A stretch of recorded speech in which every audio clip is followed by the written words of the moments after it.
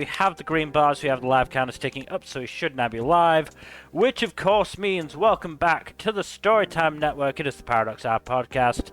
And we are here to check in with Summer 2024 anime. We are all varying levels of tired, which is fun. Yay! Woo woo! We have most assuredly seen some drops since the premiere stream. And yet we still actually have a fair amount of shows still to discuss. Though they may that list may be getting shorter today. We will see. Yep. Trying to think if there's any admin we need to get through first. I don't think so. So we will start with our very first show on the list, which is Alya sometimes hides her feelings in Russian. These fucking idiots. Very, very cute. Also, so Alya's sister is totally the childhood friend, right? Oh, almost certainly. Yeah, that's the implication. Okay.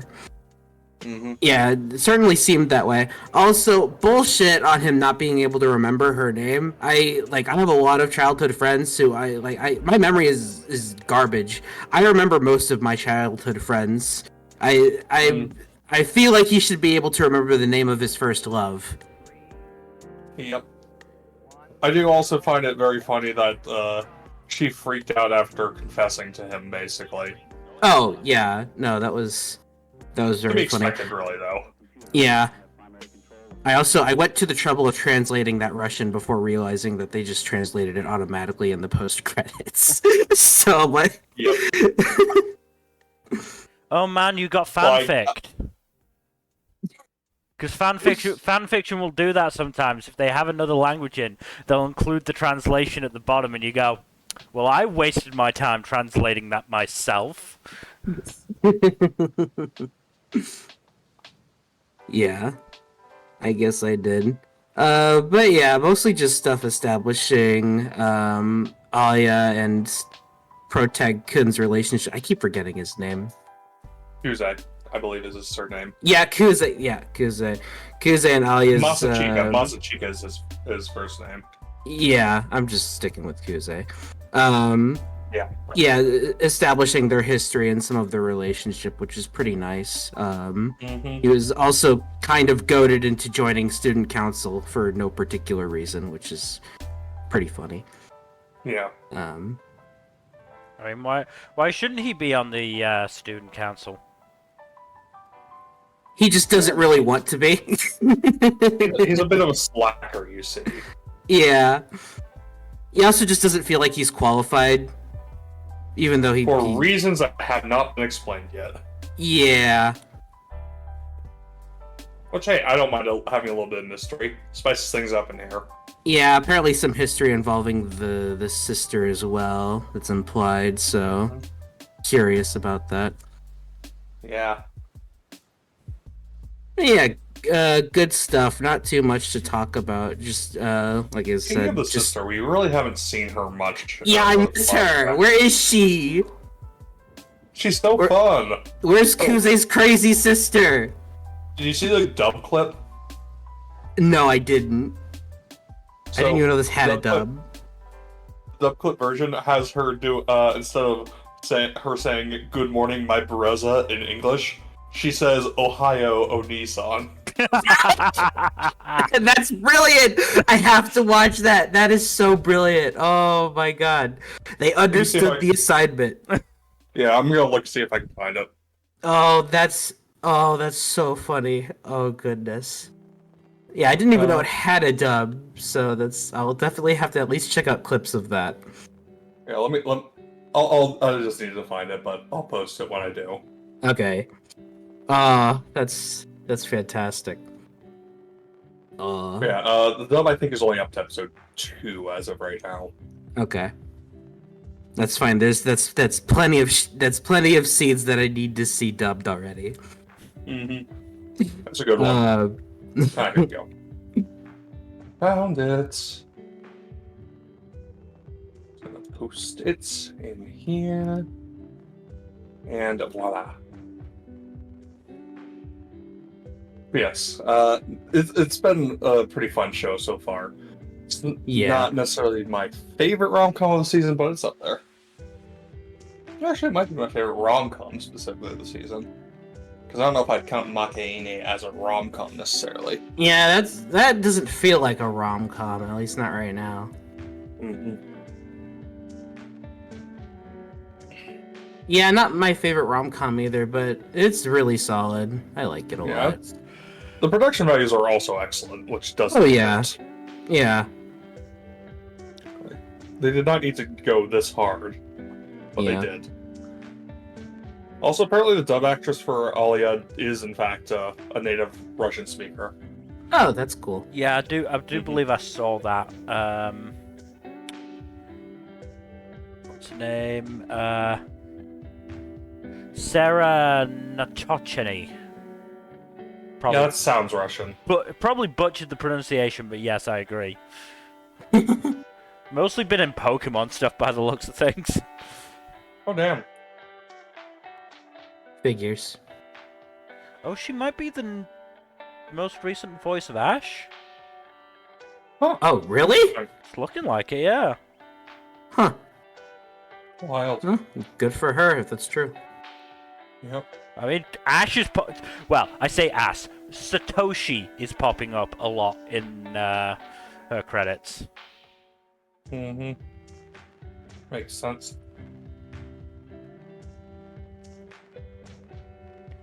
Yeah. Anyways, Alya's very fun. Yep.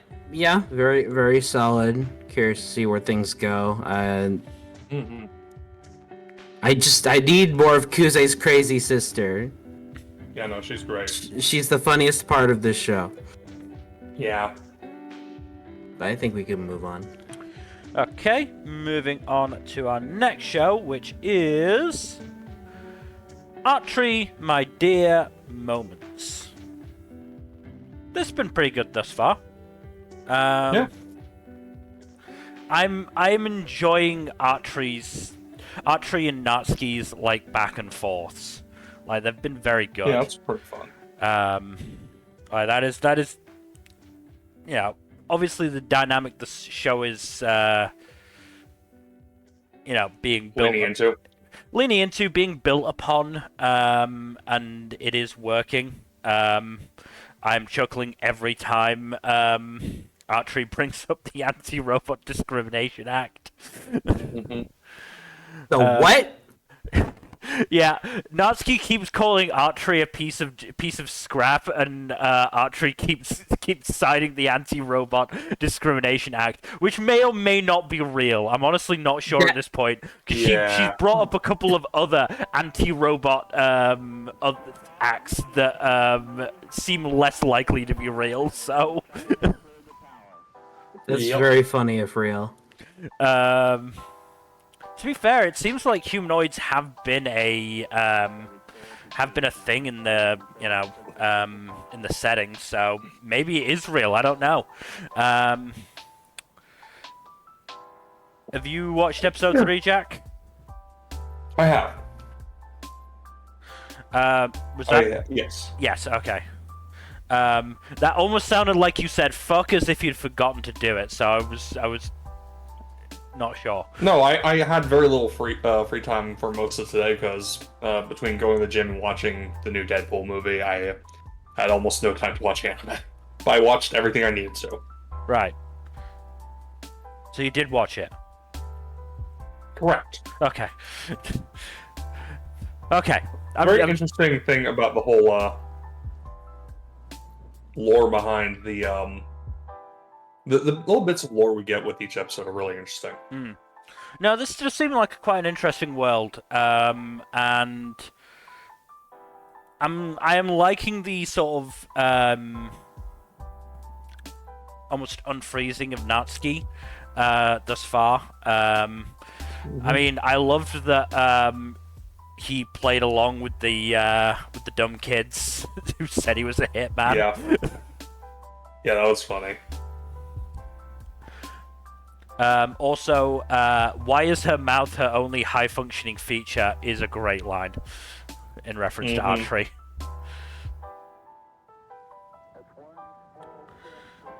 But yeah, I mean episode 3 definitely interesting because it obviously introduced more characters. We haven't seen Catherine basically since the start of episode 2. Presumably she's still in hiding from those debt collectors. Yeah, no, she might have just had to toss a kidney out. You know how it is. She doesn't seem like the type to be tossing her own kidney out, so feel bad for that debt collector then. But yeah, no, definitely interesting thus far. I was quite intrigued and worried to see a creepy-looking dude with a lightning hand in the OP, which implies that there is actually an antagonist in the show beyond, global warming and climate change. Yeah. And, the idiots who didn't listen to it. I mean, also, by the looks of things, it seems like Natsuki's grandma knew that this sea level rise was going to happen. I mean, might explain why she has a boat, or had a boat. Maybe. You can never tell with those science types. Yeah. But yeah, no, I'm enjoying it thus far. It's not quite sort of up there on my list, I would say, but it's one that I'm definitely, enjoying. Well, yeah, it's definitely interesting and fun time. Nothing else. There are these, little. I'm enjoying the character work. If nothing else, I can see these little hints of where things are gonna go, and the intrigue of what's gonna happen actually fully plot-wise and setting-wise is enough to keep me going thus far. However, on that subject, there is, of course, shows that haven't been able to do that for me, and we're about to move on to one of them with Bye Bye Earth, where I got about maybe halfway, 2/3 into episode 2, and just went, So many proper nouns and stuff in this one. Yeah, and they just weren't really explaining a lot. And what they did explain, I found incredibly dumb. Like, the law of theme. The law of theme is so fucking stupid. I don't even remember what it is. The whole people have their life decided the moment they're born and whether they're good or bad or not. And then they're fucking... Oh yeah, that's fucking dumb. Fucking segregated into different sections of the city. That sounds really stupid. What? It's really fucking stupid. The other thing, apparently this army of whatever the fuck it was called, I can't remember even what it was called, but this group of creepy evil skeleton things appear, and everyone else is like, well, somebody's going to be joining them, but we're not going to do anything. We're just going to, walk away. It's not our problem, really, is it? It is not. Also, apparently swords are, like, sentient and grown? Question mark? They don't really explain that all that well. No. But, so yeah, I've decided I'm definitely dropping the sub. I might consider the dub if I can be bothered, but honestly, it would be quite nice to bring my Friday down to 2 shows. I really need to get the trimming stuff off my list, but I might just wind up backburnering most of it, because I am enjoying most of my list, at least. Yeah. Nah, this just isn't explaining enough, and obviously there's an element of, oh, you've got to be patient, but with the amount of stuff that it is introducing, there needs to be explanations for some of it, and even the explanations we did get just weren't very good. There's also the fact that I thought that Belle was supposed to forget her possibly dead mentor, and yet... episode 3 shows that he's alive. Oh, is he alive? Okay, fair enough. We weren't sure after the premiere, so... yeah, I just want to confirm that right now. Yeah, he's alive. Fair enough, fair enough. But yeah, Belle was supposed to forget him, yet she remembered that she had the same mentor as the one dude she's now staying with. To be fair, I think the whole forget him thing is like forgets the specifics of his identity rather than like, you know, forgetting everything about him. I don't know. It was weird, it's stupid and confusing to me. Also the fact that Belle got taken to prison, broke out of prison, and then 2 seconds later, oh, thanks for getting me out of that jam, guy. Okay. Yeah, no, it's not handled very well. This is one that I feel like is definitely a series that works better in the light novel that it has. That it came from. I just don't think this is a series that's going to be able to spend the time needed to explain everything, basically. Yeah. But we should move on to our first sequel, which is Code Geass, Roze of the Recapture. Geass, whatever. Yeah, I was gonna say that the pronunciation there. That pronunciation, dope. Part of it was that I remembered that I'd mispronounced Roze last time because, you know, I'm British and hate the French, but so I was concentrating on that one, and then I realized partway through the word, oh shit, this is actually one that I've got to concentrate on.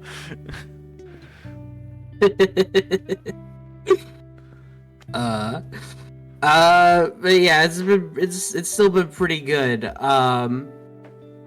There was episode 3 was sort of a mostly off episode where taking a break from all the action, and Sakuna meets with some of her with some of her pals that work internally with Neo Britannia and are still actually on her side. And as a way to take a breather from things, she starts working at this cafe. Of course, it's revealed that Sakuya's partner Ash actually doesn't realize that she's Sakuya and not that Roze is Sakuya. So she basically has to keep up this charade the whole time, and he also accidentally falls in love with her. So there's that. That's fun. Yes, and of course the other person that works at the cafe totally misinterprets things and starts playing wingman, which is very, very funny. Of course, we later also learned that Ash actually killed Sakuya's father, and that once everything is taken care of, Sakuya's going to kill Ash. And the only reason that Ash is working with Sakuya is because Sakuya used her Geass on him to make him think that they're siblings.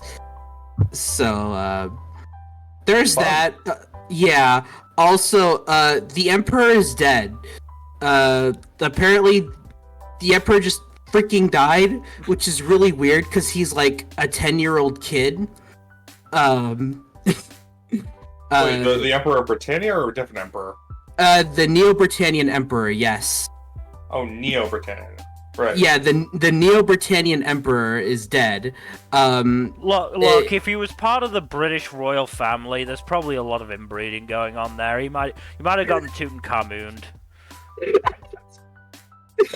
The thing is that... If I'm remembering, like, in the main continuity, it was Nunnally who became Emperor. Was it? I genuinely don't remember. It doesn't really matter now. Like, it's a decade. Yeah, it doesn't really matter because like this is Neo Britannia. It's like the same but different, and also like kind of just its own thing. It's the same fascist regime with a new coat of paint. Pretty much, yeah. In some ways, you can actually argue it's worse. Because again, right. they're just shooting the Japanese on the street for no reason at all. We'll fix the problems of the old fascist regime, yay! By making all new mistakes. Oh. But yeah, so the Emperor was actually more of a figurehead and was actually being manipulated by this other high up dude that looks an awful lot like Char Aznable. So that was so there's that. But it's really weird because like it's never actually explained how he died, and it's very very sus. Because again, he was just a kid, and for what little we've seen of him, he was a normal kid who didn't really have a very good idea of what the hell was going on. But That's the not reason happening in Code Geass? Nah. Yeah.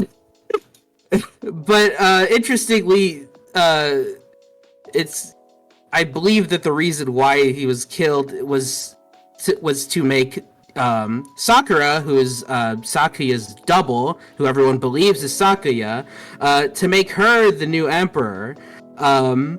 Which again, while she thinks that this will actually be a step forward and actually try to help the Japanese, again, she's just a figurehead, so she's not really able to do too much. And she also has to maintain her cover as Sakuya's double. So, yeah. Fun times for everybody. Yeah, very fun. Also, they also staged this attack on I forget which prefecture it was, but they basically used this giant genocidal weapon called the Damocles to try to just kill off a whole bunch of Japanese, and Okay, that's the shit that Schneisel was using in the original. Yeah, that, and also the I think they're called the Flaya missiles. Right. Yeah, which were created by which were created by Nina, who actually shows up and she helps them create a counter weapon for that because she feels bad about making genocidal weapons, as she should. But yeah, they managed to stop that, but of course they they counteract this by trying to throw the Damocles, this massive hovering weapon, just have it crash down on Japan and just kill as many as possible. Of course, they managed to divert its fall, so everything's fine. But yeah, crazy shit going on.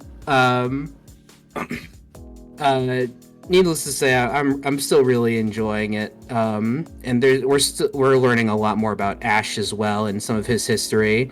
Because it's implied that he killed everyone at his orphanage.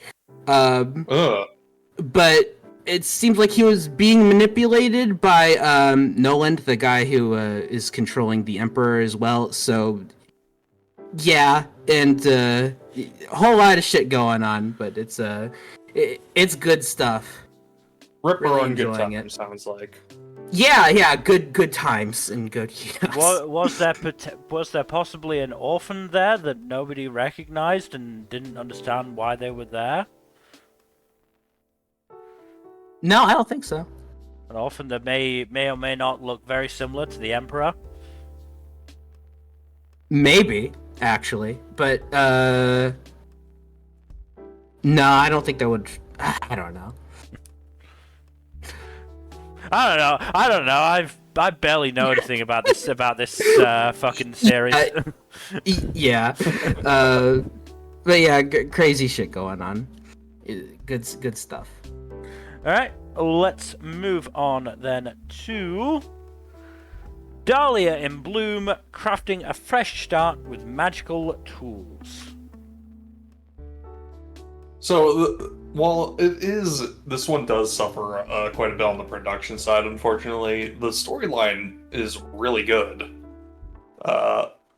Which I imagine is like the common refrain that y'all have probably seen about the show. But yeah, no, so basically Dahlia gets set up in an engagement with the son of her father's close friend, but both her father and her father's friend wind up passing away. Meanwhile, we get to know this her fiance, and he is a douchebag, like a very controlling douchebag. And it turns out he was not only cheating on her, but he also breaks off the engagement basically the day that they're going to actually sign the papers to confirm the marriage and all that. So, real stand-up guy. I've got to ask, the father and this close, I'm assuming male friend, just how close were they? Unclear. It's not really given from their perspective, it's mostly from Dahlia's. How hard is history going to have to rewrite their story to say they were just roommates? Oh, god damn it. But it would be pretty hard. Like, there was no, like, clear indications of that, but, like, they were good friends, and both of them were not very healthy men, so they wanted to ensure that both their kids would be happy. Unfortunately, it turns out that Dahlia's fiance was a dickbag, so... Yeah, so breaks off the engagement, and because they did a whole prenup thing, she gets a bunch of stuff as a result of the broken engagement. Because, as it turns out, generally speaking, people who are smart enough to write contracts for this kind of thing write very thorough contracts for this kind of thing. The guy cheated even though there was a prenup? Also, yeah. I thought prenups were supposed to protect against that kind of thing. Yeah, the dude's a dumbass. It was an arranged relationship, but like even then, like he deliberately, like he fell in love with someone else and broke off the relationship, and even though he was actively cheating at the time. So yeah, no, dude's a douchebag. But Dahlia can now move on with her life and not have to deal with the. He also was very controlling while the relationship was ongoing, like making her wear less nice-looking glasses and dull the color of her hair, for example. So yeah, he was a douche. Good riddance, that kind of thing. And now she's going to live her best life as a creator of magic tools and such. But yeah, good show so far. Like I said earlier, the issue is the production values more than anything else, because there are a lot of really stiff shots, and yeah. I mean, I think we mentioned last time out that it's done by the It's the same studio that did S-Rank Daughter and Raeliana, neither of which were the prettiest of shows, and Dahlia is a show that has production issues on top of that, so it's not massively surprising. It is a damn shame, though. Regardless, we should probably move on to the next show. Okay, let us move on to Dungeon People. I really like this show. I really like it too. I forgot to watch yesterday's episode. Damn it. That's a shame. Still very good. I'm gonna have to... Why? Because it's a very good episode. Spoil away, dude. I mean, the gag that I want to mention is the fact that, well, the first part of the episode is the reveal that the dungeon and the Thieves Guild that Clay worked for are basically like in cahoots. And it turned out Bell's predecessor actually created that Thieves Guild because too many idiot adventurers were charging in and dying to traps. So... Hold on, I think I have just the right soundboard. Yeah, for this. Just give me I know. a second. Yeah. Basically, so she was like, "Look, we're gonna have to make thieves a popular role in, adventuring parties, because otherwise these idiots are gonna keep dying." I mean, yeah.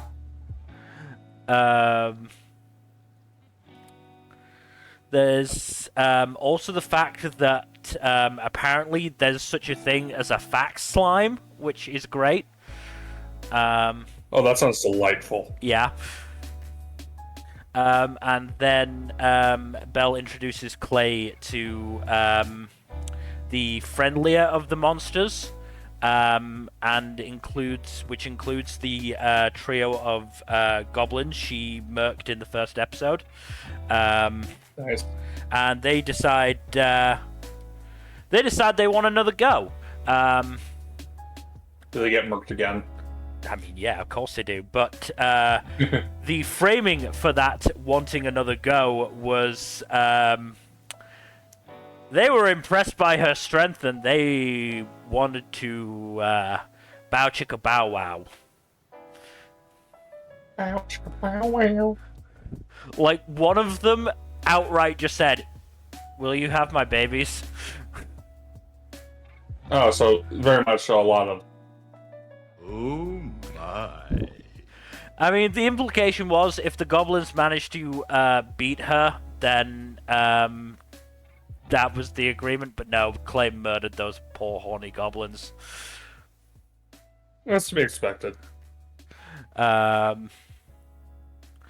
But then because this happened in basically like a training arena, where like the deaths are even less permanent than they usually are for the monsters.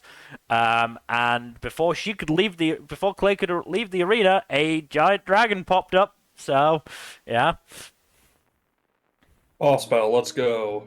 Yeah, but no, I've been enjoying this. I fucking love Kreitz. That guy was so funny. That poor lich who's just like, yeah, no. I was wondering if I should maybe be moving up floors or moving, to a higher floor. No, I'm happy at the 7th floor. If I'm gonna come across people like Clay, I'd rather not move. Mm-hmm. Also, when Clay dodged the dagger and it hit Kreitz in the head, and he just goes, "Wow." Just fully lowercase. Wow. Yeah, that was funny. And of course, Clay being a bad influence on the work golems. Why wouldn't she be? It's very funny. Yeah, I mean, there's not a huge amount of. There's a little bit of progress in terms of the plot of Clay trying to find her dad. Because we do actually get confirmation in episode 4 that he made it to the 10th floor. Because the dagger that he gave to Clay was from the 10th floor. So yeah.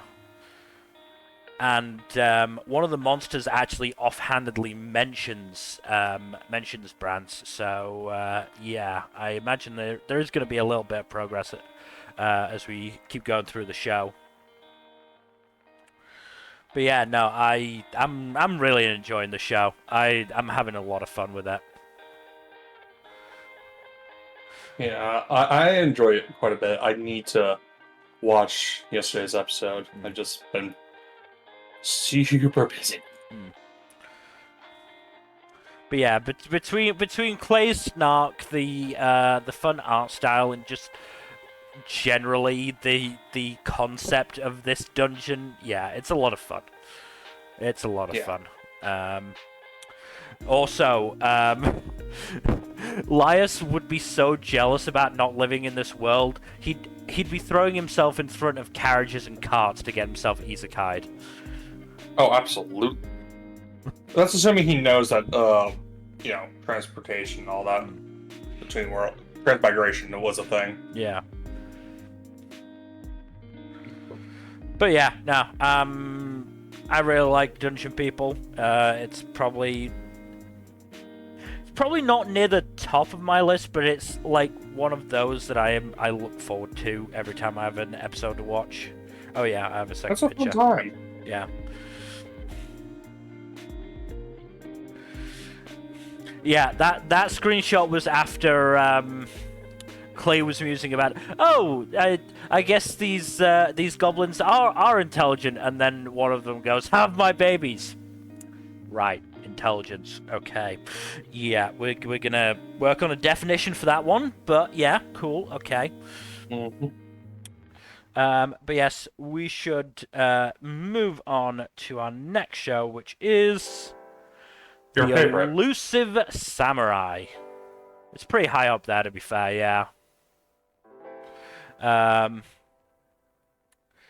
Yeah. That's a good ass screenshot.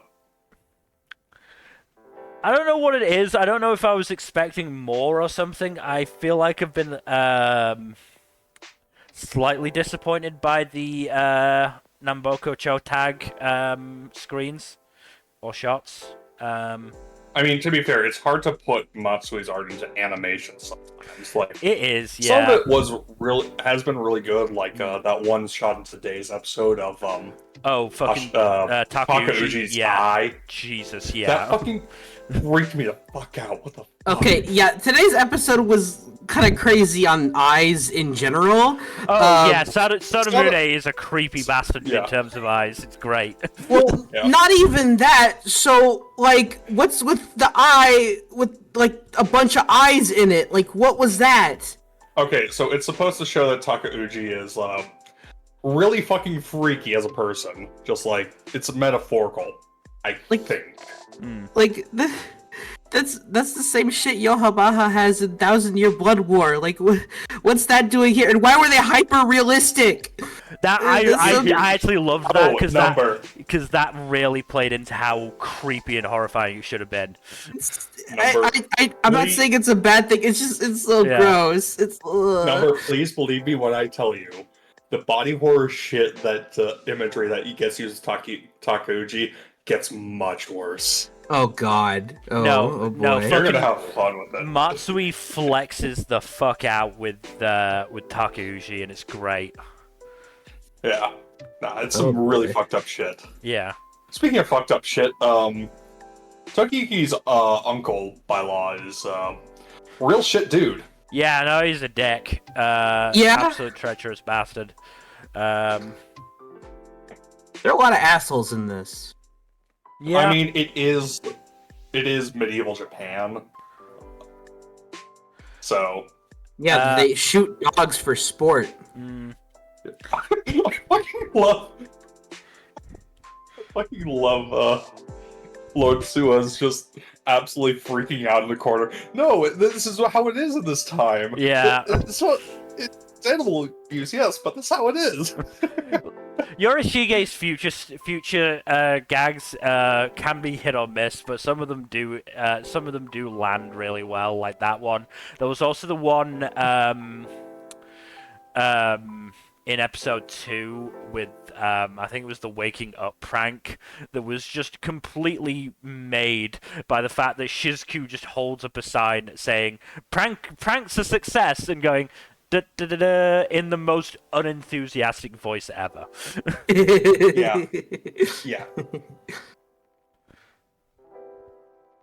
Yeah, Shizuku's just background snark has been great so far. Yeah. Oh, Shizuku's a delight. Yeah. I like our cast in general. Yeah, no, so are Koshiro and Ayako, and obviously Tokiyuki. The Elusive Warriors are very good. I like how they're all just pretty on board with this. Is like, oh, that's our new lord now? Oh shit, let's go. All right. Yeah. Fuck it, we ball. So sure, why not? Let's go. I'm down.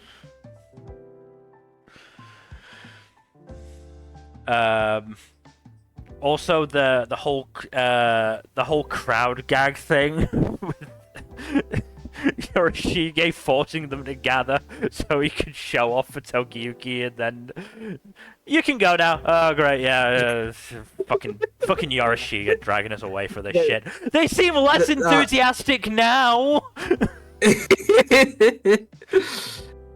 I mean, hey, he got them, so yeah. You know, that says something. I don't know what it says, but it says something. Yeah. Oh yeah, they got Ibarra's voice actor for Sadamune, which is really good casting. Oh, Ibarra. Oh, From Dr. Stone. Dr. Stone, right? Yeah. Again, appropriately creepy voice. Yeah, Mm-hmm. yeah, it's pretty fitting. That explains why he sounded so freaking familiar. Yeah. And yet, Bro looks like an AOT character, like unironically with those big ol' eyes. Mm-hmm. It's pretty wild. Yeah, I've pretty much every antagonist thus far has had some kind of shtick like that. We haven't really gone into it, but the assistant dude who looks like a mouse, his shtick is hearing. So yeah.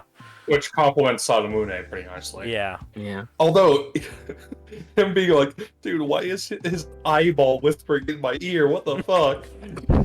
I also like the bit where Sadamune got too close to Yorishige and his eyeball touched Yorishige's cheek. They're both wiping it off. No, this is very funny. Yeah, this has been good thus far. I mean, the action has also been, you know, obviously very well animated. Mm-hmm. I'd say the only real valley was maybe in today's episode with the heavy CG they used for a bit, but even then it didn't look bad at all. No, it didn't. I mean, I'm not surprised they used heavy CG for it too, because it's very hard to animate both horses and dogs Yeah. in one sequence. Yeah. Nah, it's fair. It's fair. Yeah, I mean, look, as somebody who's read the manga, I'm just looking forward to what's coming next.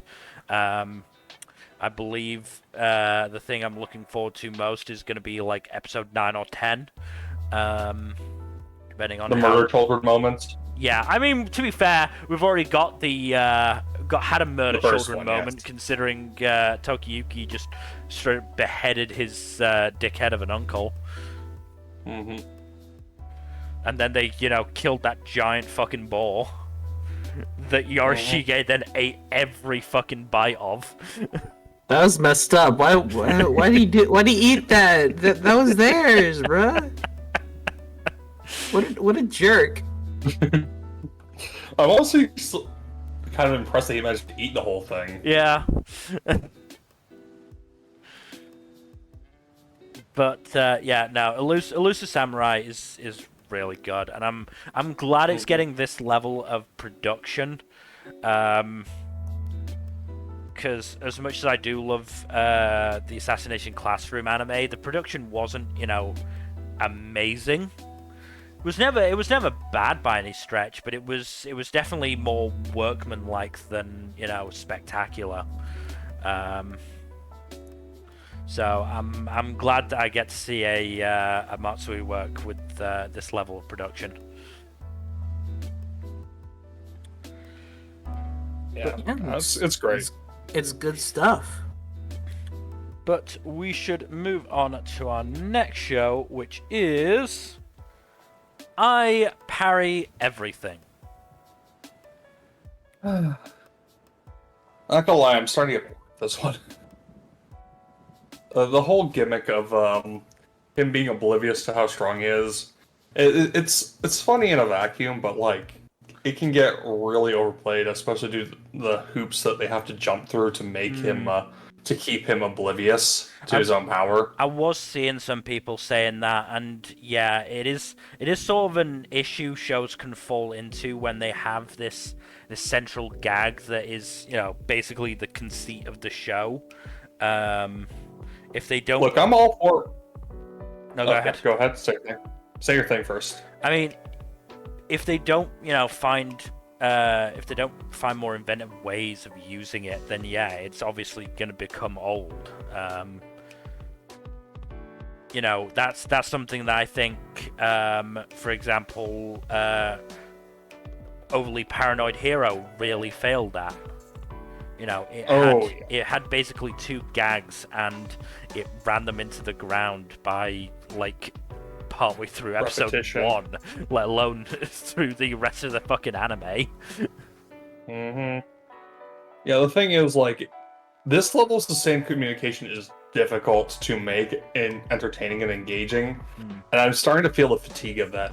Yeah. I'm not sure if I'm going to drop this one just yet, but the other issue is, like, the other show that has a similar conceit of, oh, this guy's very strong, but he doesn't realize it, already got over that miscommunication thing by episode fucking 3. So it's like, come on. It's difficult to maintain that kind of gimmick without just straining credibility, or credulity, rather. Yeah. And, like, you can make it like a fun arc or something, but, like, having it be the whole show is difficult to manage, and I don't think that this one quite threads the needle. I could be wrong. I might give it an episode or 2 more, depending on how my schedule is looking. But that is the deciding factor here. I just drop it because I don't have enough time. Look, it absolutely your prerogative, you know. Don't feel the need to fucking force yourself to watch these kinds of shows. No, absolutely. I mean, this is based on a light novel, which is kind of interesting. I mean, most anime adaptations these days are based on manga or light novels. I don't know. I just. I mean, I'm not necessarily surprised it's a light novel adaptation, but this is like a concept I feel probably would be better in a manga. Also, damn it, Murase's in this. Oh. Rip. Sorry. I know you automatically want to watch something more just because Murase's in it, but can't always get what you want, Mil. No, at this point, I've realized that's a very bad system, based on doing that for. I think it was Murase for Battle Game in 5 seconds. I watched more of that than I should have. Yeah, we know. I think it was Battle Game in 5 seconds.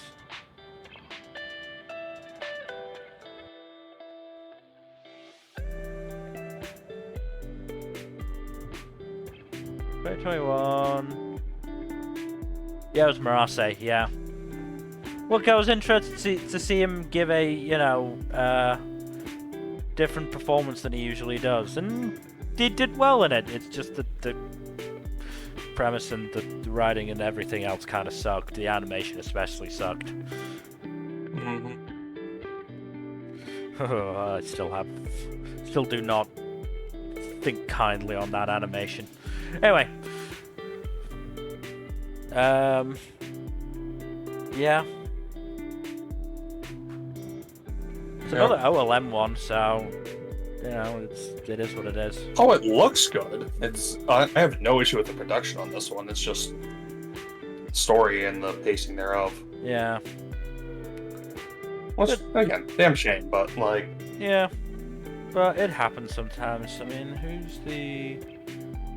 Maybe I'll come back to it at some point when I have more time, or if I feel like I want to just do another crack for shits and giggles. But yeah. It looks like there are 2 script writers.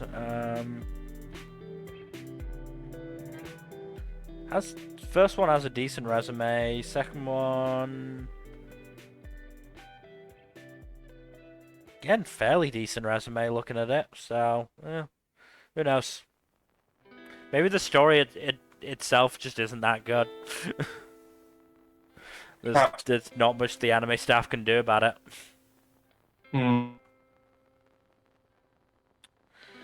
Anywho, we should probably move on to our next show, which is The Magical Girl and the Evil Lieutenant Used to Be Arch Enemies. This one's pretty damn fun and really kind of insane, honestly. This is short, isn't it? It's only half length episodes, yeah. I wish another show on this list did that, but we'll get to that one. Yeah, I think it really works with that format, though. But you have like some crazy shit like the magical girl mascot character actually being like an exploitative boss, and also like actually human sized, just like a really lanky cat costume type thing. Yeah. I wish I'd grabbed a screenshot of it, but still, it's like, what the fuck? Yeah, no, it's like there's some odd stuff in here, as there always is in anime, but it's still surprisingly wholesome, the relationship between the two leads, and it is very funny to see like the kind of stern, harsh, evil boss type guy be like just absolutely smitten with his enemy.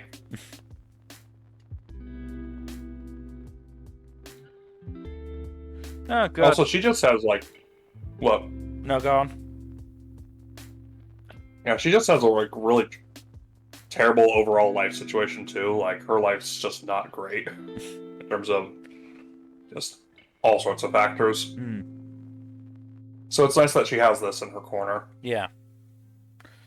No, it did look good from the PVs, to be fair, or it did look at the very least decent from the PV. So I'm glad it's. Oh, the animation is gorgeous. I'm glad it's turned out to be good. Mm-hmm. What day is it? Does it air? I think it's Wednesdays. Wednesdays. Okay. I've not got a very full Wednesday. I've only got one show on Wednesdays. Maybe. I'll think about it. Again, it's only 10 minutes, and you could catch up in like that. I'll think about it. I'm gonna double check actually, just to be sure, because I don't want to lie. God damn it! No, stop that. Oh no, it's Tuesdays. Tuesdays. Well, you could just bump it to Wednesday, honestly. I could, yeah. Regardless, I still think it's worth at least trying out.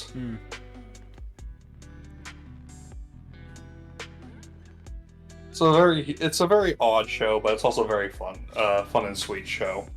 Yeah. Good. I'm glad.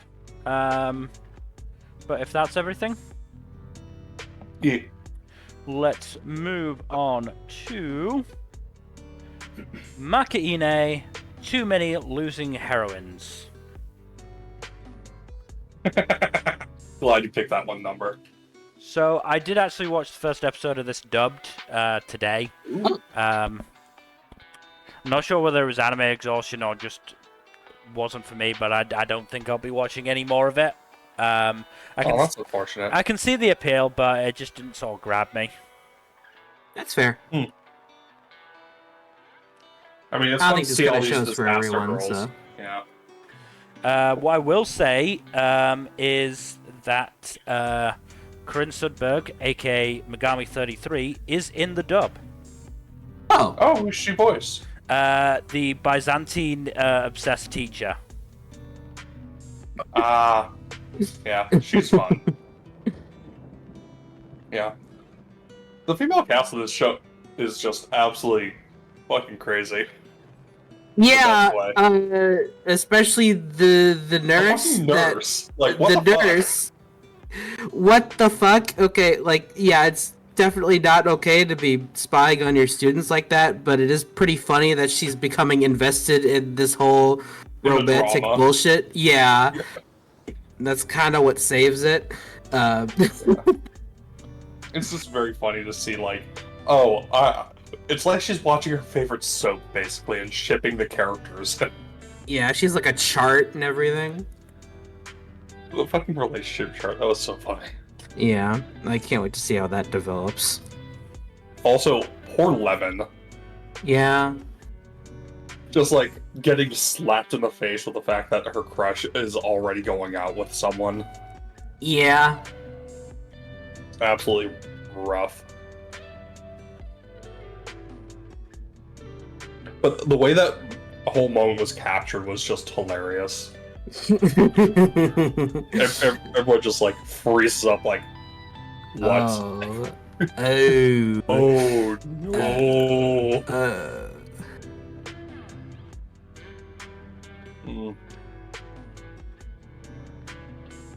Yeah, no. This show's been very funny. And very good. Yeah. I appreciate how unhinged everyone is. Same. Did you watch today's episode? I did. Okay. This isn't going to end well.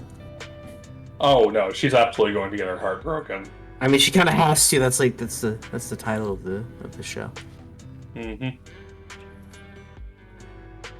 Yeah, it would sort of be against the central concept of the show if, you know, one of these girls were to succeed. Yeah. I do like there's a bit of a subversion there, though, because she's like the shy one, and she's the only one who actually, you know, got a proper confession across. Yep. And of course, she's the homewrecker.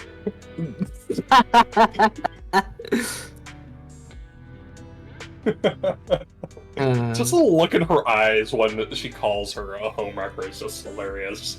Yeah. But yeah, it's really good, and this is probably I wouldn't call this a rom-com really. Like, at least not yet. Yeah, I mean, you can kind of sense a little bit of romantic tension with Anna and Lemon both have at least some potential possible leanings that way towards the protagonist, but like, there's nothing there yet. Yeah. Really. I do like Nukumizu and Lemon's interaction this episode, though. Yeah, it was really nice. Yeah. Him getting pulled flat in his fucking face because she was trying to drag him. Yeah, maybe, you know, a track and field runner shouldn't do that. Yep. But the whole cast is really fun. Yeah. Also, of course, the president of the Literature Club writes garbage web novels. Honestly, from the little bit that I got from her in the first episode, I'd have been disappointed if she didn't. Oh no, that's the vice president. The president is the dude she's crushing on. Oh. Yeah. And though also the vice president also is planning on writing a quote unquote X-rated slash fic. So. As you do. Sure. Yeah. So no, you are more or less spot on about what kind of creator she is. Yeah, good stuff though. I'm really liking this show so far. Yeah, it's one of my favorites of the season, honestly. Yeah.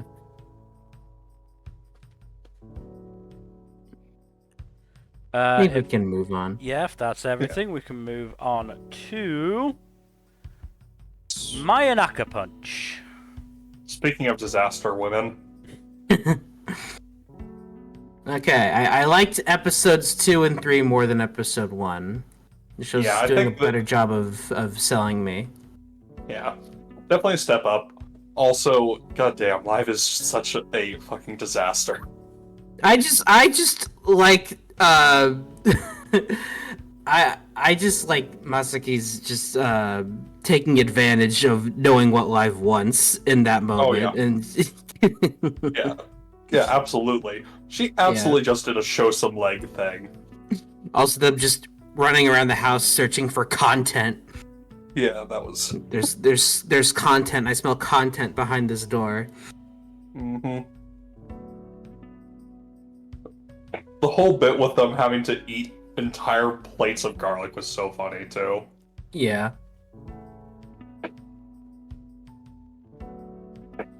The way each of them snapped was just pitch perfect.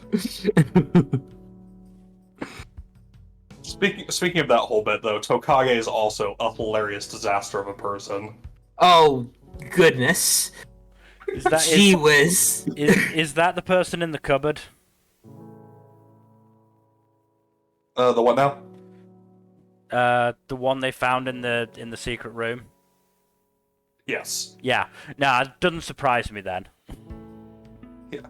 Nah, she's a disaster gambling addict and just absolutely hilariously pathetic.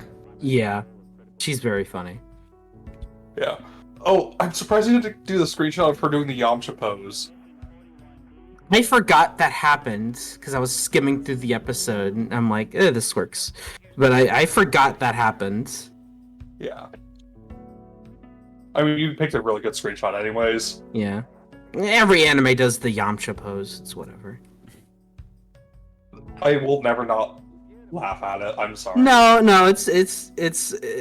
you basically have to do it in every comedy nowadays. It's fine. I mean, we didn't mention that Elusive Samurai had a DBZ reference as well. Yes, it did. I'm trying to remember, which one was it? I can't remember the context, but it was Yorishige fucking holding a spirit bomb. Yeah, and he had right, Goku right. hair. I'll try and find it in the manga, because I know it was in there as well. I know where it was as well. There it is. Oh, it was the hero's journey thing.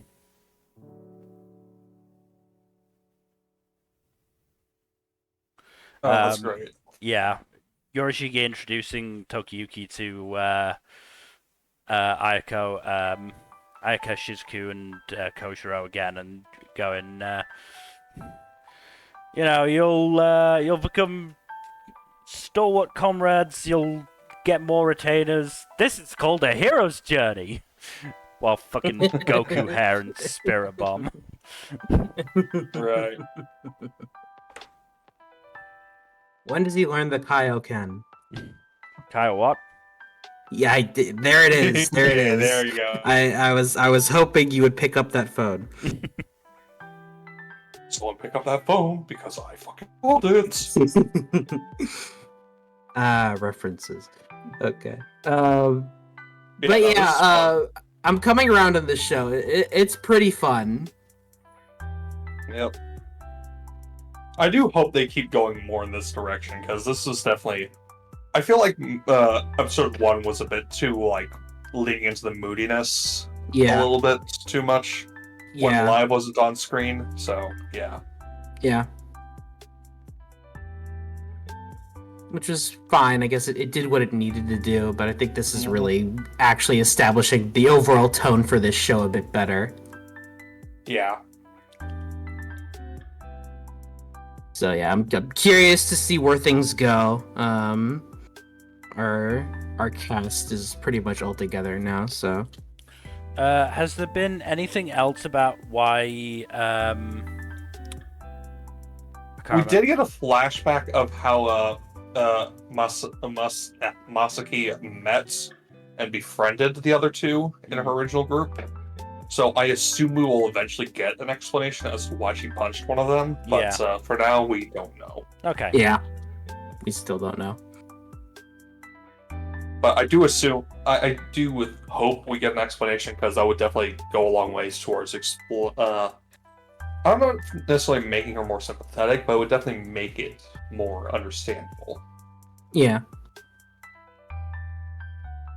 The little flashback of them building the channel was pretty nice, though. It gives you a good idea of what she's trying to do here. So I think it works. Yeah, it absolutely works. Makes me feel a little better about Masaki as a character, despite her obvious flaws. Yep. Though that doesn't mean I still don't want to know, like, why? What was the punch for? Yeah. I am still very curious about it. What was the cause of the Mayonaka Punch? I need to know.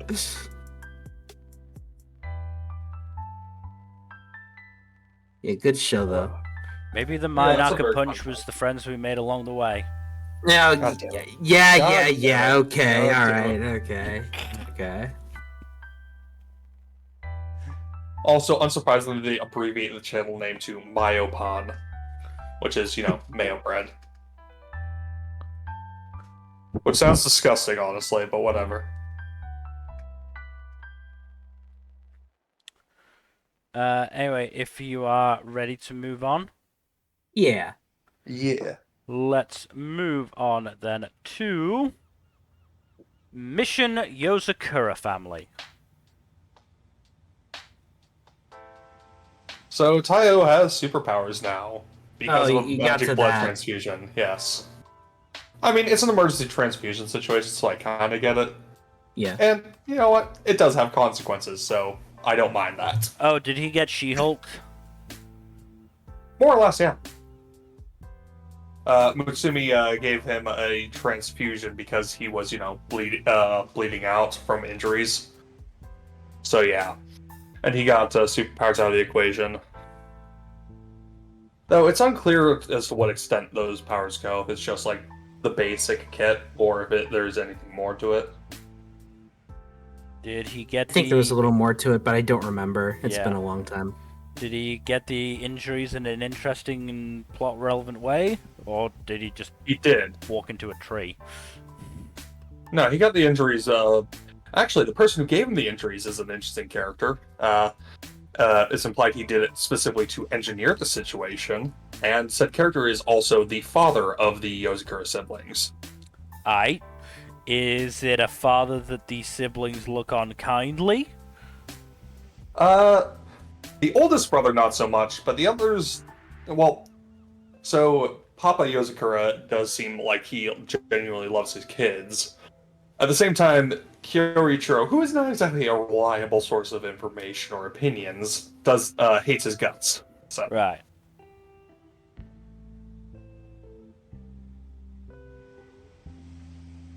It's kind of ambiguous what we're supposed to take out of the situation, other than, like, damn, he's a very skilled assassin and manipulator. So yeah, that's about the extent of what we know of him so far.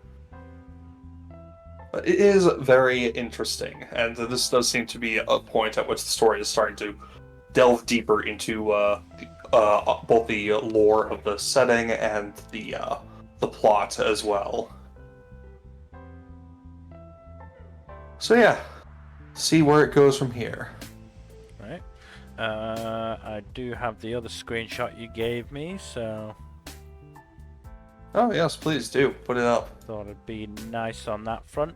Do you have any idea how far through the source material they are?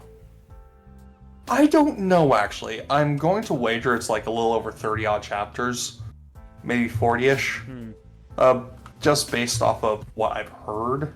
I don't know too much though for certain, because I have not read much of the manga. Yeah, no, I'm still enjoying this. Once the anime wraps up, I'm probably going to tackle the manga at some point. Yeah. I might tackle it sooner. I've heard the manga is actually ending soonish. That's what they say about a lot of manga recently. Yeah, there are a lot of manga ending this year. Pretty Yeah. wild. Kind of wild. I wonder if it says anything about the working conditions writing for Jump and what it does to authors. I mean, I'm not going to jump to any conclusions, but probably yes. Let's be honest. Anyway, let's move on to the antlered sensation sweeping the nation, which is my dear friend Nokotan. Shikanoko no kono kono koshtantan? Hey, fix the subs. Kinda. They're Thank still God. they're still messed up on PlayStation for some reason. I don't know why. But everywhere else they're good subs. So Alright. Yeah. Dear Anime is saved. Rejoice. Yes. Yorokobe Shonen. Yes. Look, we have. I couldn't really to be pick one, so I just gathered a few screenshots. This show has very good out of context screenshots. Don't worry about it, I put them absolutely. all in. Fantastic. Excellent. Yeah, no. Poor Koshi, just having to deal with all the bullshit going on around her. I don't think she knows a single person who isn't unhinged. Yeah. Although, to be fair, the stuff with the deer, with the actual deer that was in the club room, she did that to herself. Yeah. I actually laughed my ass off at the image of Nokotan just popping out of the deer like a fucking Gundam or some shit. But no, it was an actual genuine deer. And she subjected herself to about, 7 straight minutes of embarrassment, thinking it was Nokotan, when no, it's just a fucking deer. She sang her killer song. And also did the Bully Maguire dance from Spider-Man 3 for some reason. Yes. That was brilliant. I never thought I'd see that in an anime. It is perfection. Yes. Yeah, that dance is also the thing that they did the whole 10-hour loop video yes. of. With different lyrics, mind, but still. Yeah. Yeah, no, like, of the 2 new characters introduced over the 2 most recent episodes, I do think, what's her name, Rice Girl was the funnier one. Yeah. Just because I'm not a big fan of, like, the gimmick of the other one. Yeah, I'm of the same mind. Though I do find it very funny, just the absurd lengths of privacy invasion that Torako was subjected to. Yeah. Just very true. The fucking deer information network. the deer information network. Oh my goodness. How do they come up with this absurd bullshit? I don't know. They're on something else. They're on something else, and I want whatever they're having. Yeah, Mei's pretty fun. Anko, eh. Yeah, I'm not huge on Anko. There's some good jokes with her, to be fair, but overall, I'm not the most fun type of character. Mm-hmm. But it looks like we're going to be getting more characters introduced in the next episode, so that should be fun. Yeah. Let's see how that goes. Yeah. Good stuff. I'm enjoying this show now that the subtitles are actually of a good quality. Mm-hmm. If you want to check it out, Mel, you're welcome to do so now, but I don't know how well you deal with the shitposty humor, if I'm being honest. Yeah. I mean, it's worth at least checking out the premiere, now that the subtitles actually are functional. Yeah, we can at least recommend that much. But yes, we should probably move on to another meme-tastic show. Yeah? Really? I'm joking. Oh, God. Oh, I was gonna say, wait, what? I was making a dumb joke. Moving on to My Hero Academia Season 7. Yeah, I was very confused. I mean, hey, there are some memes related to this show for sure, to be fair. But also, I can't believe Horikoshi had the balls to kill off Bakugo. Okay. That's definitely going to stick, right? We'll touch on that we'll touch on that in a second. First off, there you go, Jack. I took this screenshot specifically for you. I appreciate it. The big 3 are great. I love them, and they're the big 3 are fantastic. Yeah. I love Mirio just like calling Shigaraki out of not having many friends, and Shig for one is just like, no, I do have friends. It's very silly. Yeah. The intense battle rages on. Endeavor takes out All for One, but also not really because, because Eri exists and, Yeah. Good old rewindy bullshit. And never lost a fucking arm. Yeah, he also lost an arm, but he replaced it with fire. That is like the That's most metal as metal fuck. shit. It's so cool. He's so cool. It almost is enough to make you forgive him for being such a bastard. No, you can never truly forgive a character like that, but the fact that he tries so hard, the fact that he's working towards a brighter future, that's that's all you really have to say, He can never truly redeem himself, but the fact that he's trying so hard says a lot. And that's why I like his character and the whole Todoroki storyline so much. It's easily my favorite part of the story.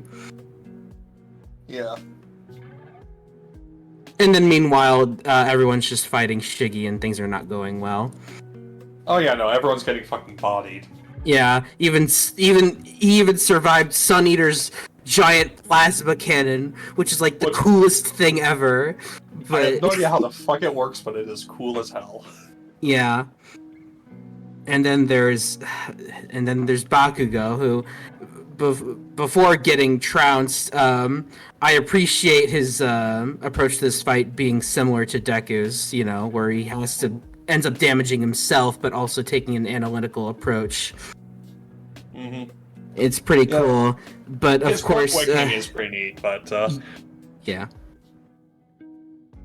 And then oh no, Bakugo's heart gets fucked up, and he's dead supposedly. Bakugo has a heart. Okay. Wow. You're going full fuzzy on us, man. But yeah, no, the whole thing with Bakugo also is like, it's honestly a pretty neat moment, and honestly, I think it would have been a really poignant thing if he definitively died here, but like... Okay, here's the thing, okay? A lot of people really do not like Bakugo, and that's understandable. I can't blame anyone for not liking Bakugo. I love him. He's like one of my favorite characters. But he has basically completed his arc by this point. If not last season, then this season. He's completed his arc. He's been fully fulfilled as a character, so it would make sense to kill him off. And I'm not saying that he should be killed off, but if you do, would have commit worked to very it. well here, especially with the whole thing of him having this like vision of wishing he'd gotten All Might to sign his card.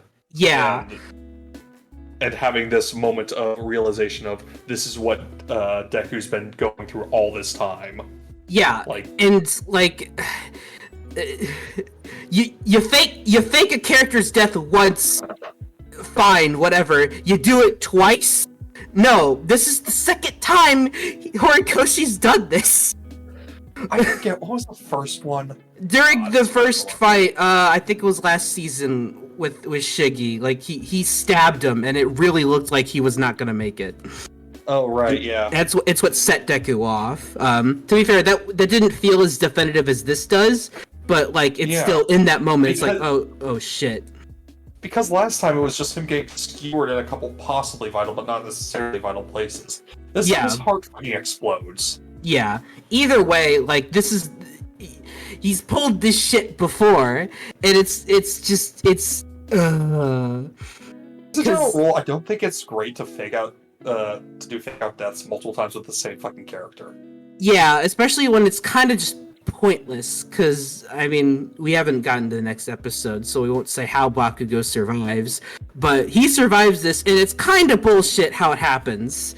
It just doesn't really mean anything, like, narratively or emotionally. Not the most bullshit way a character has survived, but it's pretty up there. It's pretty up there, yeah.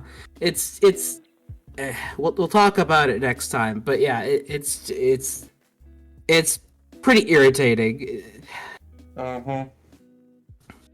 It's like, come on, man. It's like just commit or don't do it at all. Yeah. And this is like the final big arc of the series. If there's ever a time to kill off characters, it's this. Exactly! And you know what? Like, you don't have to kill him off, but don't act like you're going to! Like, there's a very select handful of characters wherein multiple fake-out deaths work, and most of them are much more trickstery than Bakugo. Yeah. Like, yeah. Nah, a character who's known for pulling off bullshit like that, that's one thing, but Bakugo's not that kind of character. Yeah, he's also he's a kid, so let's highlight that real quick. This is a kid who is fighting like an absolute monster right now. Mm-hmm. So,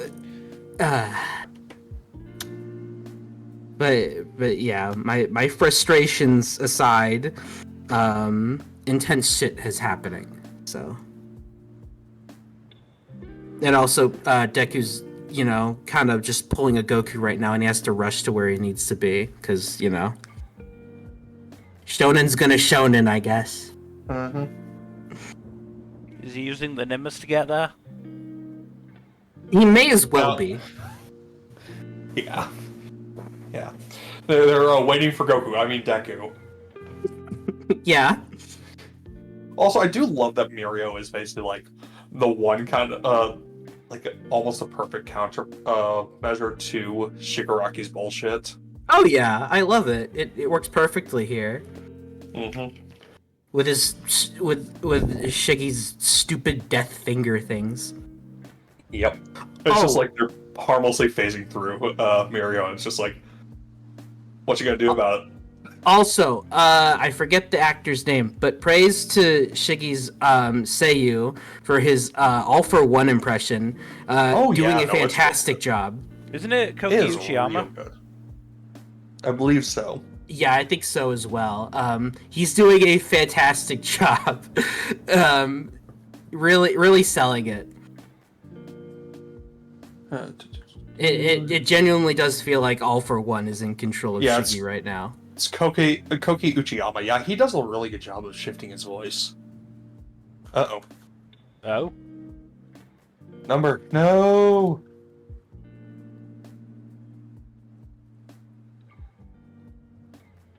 Alright. Welcome back. Yeah, I don't know. Discord's been weird lately. It has been weird. Oh, yeah. But yeah, I think that's all for my hero. There goes my hero. Alright. There goes my hero. Let's move on to Naranare Cheer For You.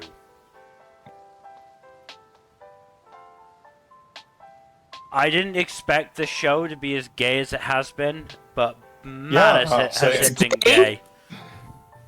There's a lot of There are at least 2 gays in this show.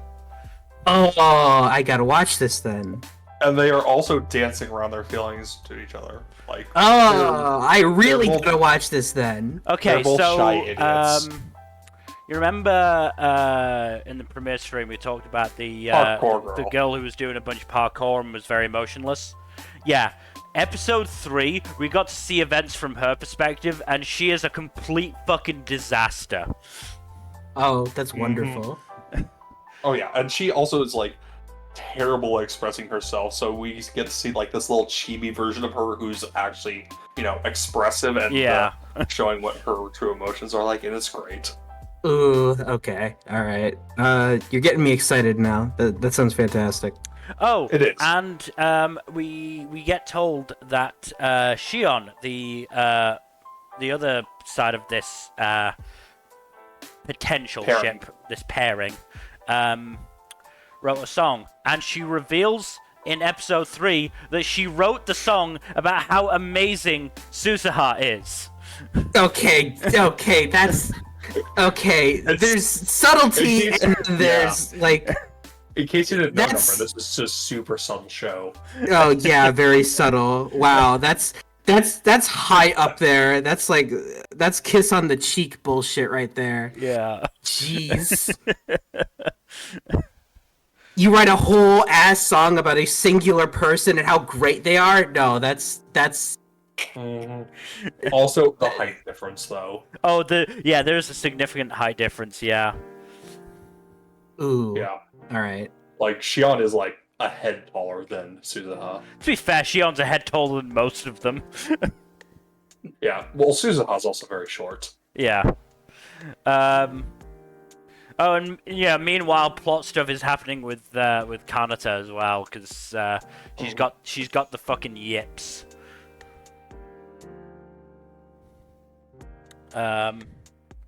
Which great. Not fun. Yeah. She seems to have started getting over it by the end of episode 3, but like, still not a fun time. Little quick. We'll see if it sticks. Yeah. But honestly, I would honestly be okay with like half the show being like Kanata and the gang doing like YouTube cheerleading stuff, and then the other half being like full sports anime with Kanata's school club. Mm-hmm. Like I would happily accept that.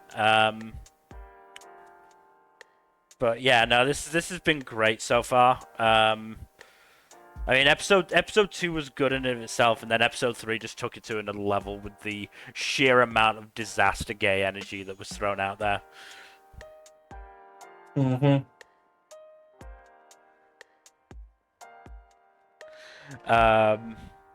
Also, Anna has continued to be great. She just outright like goes She into has no sense of personal space whatsoever. no sense of personal space. I just don't think she's got a sense of like socializing at all. Because she like basically goes into a Grammy Award-winning artist's DMs to ask if they could use their song in their YouTube videos, and obviously gets a negative response. Summarily denied. Yeah.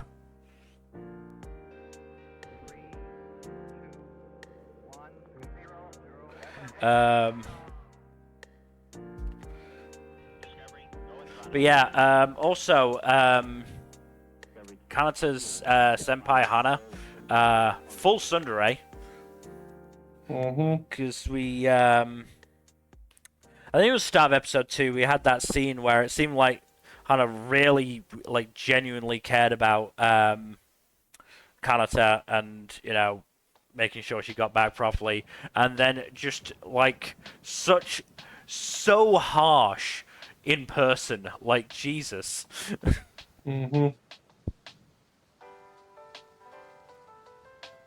They care about each other. Also, Nmbr, very funny to me. The two for now very gay people are attending a church school. Ain't no way. With That's crazy. all girls church It's school very with funny. nuns. Oh, I see. So Yeah. yeah. Very- Well, that's... This is only like I have a tab open now. I'm watching this as soon as the stream's over. Good. It's very good. It's very good. Oh, we really had to twist your arm for that. Yeah, you really had to convince me. Yeah. Sorry, I'm just not into these types of shows. It doesn't really seem like it's for me. But since you Yeah. She guys said that are she really cues up the first episode. yeah. I probably would have watched it by now, but again, there's just so many shows. Yeah. No, that's fair. There's a surprising number of quite enjoyable shows this season. Yeah.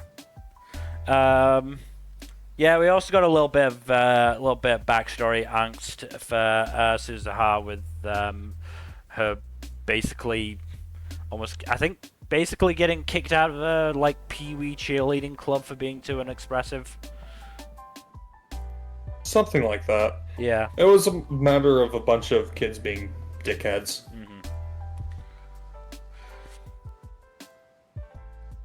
But yeah, like I said, there may also be some stuff with Kanata and Megami. There's definitely a bond there that's really interesting. and definite confirmation that. So I think Kanata and Megumi went to the same middle school rather than high school. As I think there was some, because we weren't entirely sure what happened with the accident we saw in the first episode. But it looks like, you know, everyone got out okay physically, but it really, took a toll on Kanata mentally. Yep. Which, it happens. But we'll obviously have to see exactly what route they take from this point, because Tsurune obviously had a similar thing of Minato struggling with similar thing, and he did manage to get past it a couple of times before he properly did it. So it might be a case of this happening again. Who knows? This is an original. I have no fucking clue where this is going. That's the fun thing about originals. It can either, end the way you want it to, or it could just flounder and not commit and just not do what you want it to do. God damn it. I mean, yeah, I really fucking... Are you speaking from experience, Nmbr? I really hope it doesn't do the same fucking thing that, the last original with gay undertones did, but we will... Chicken out like a bunch of assholes? Yeah, we'll obviously have to see. It would be really because PA Works has 2 originals, both of which have a lot of gay undertones. Yeah. So. Oh no, the third one isn't an original. Yeah. No, Sakuna's two not originals. Yeah.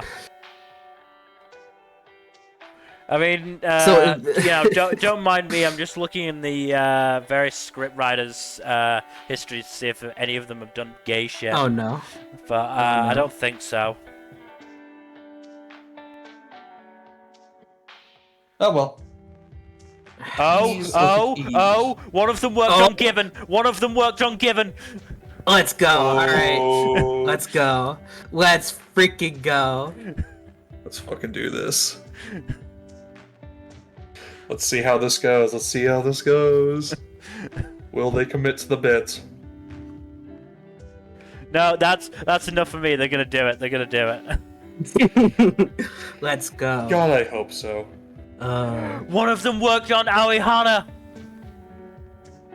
Uh-huh. Sweet Blue Flowers, also gay, from 2009. Oh, yes. Okay, that's a good sign. I think another one of them did as well. Is it this one? I feel like I saw it again. Okay, no, but still, there is one writer in there who must be pushing for the gay so much. Yeah. Let's see it happen. Like, just offering these scripts, just like, does this seem like Suzuha and Shiona getting awful close to you? I don't know what you're talking about. Yeah, friends kiss like that a lot.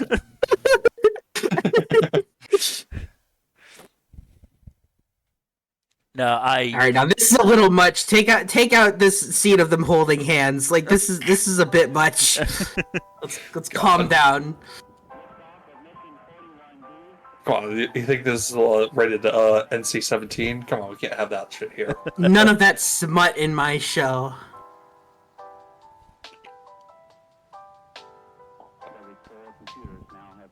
Yeah, no, fingers crossed. We're gonna get this. That's legitimately giving me hope now.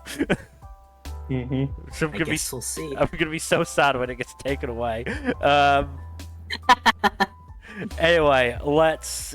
We should probably move on to Nier Automata version 1.1a Part 2. So far for Part 2, it's mostly been pretty in line with the game from what I remember. It's been ages since I've played it.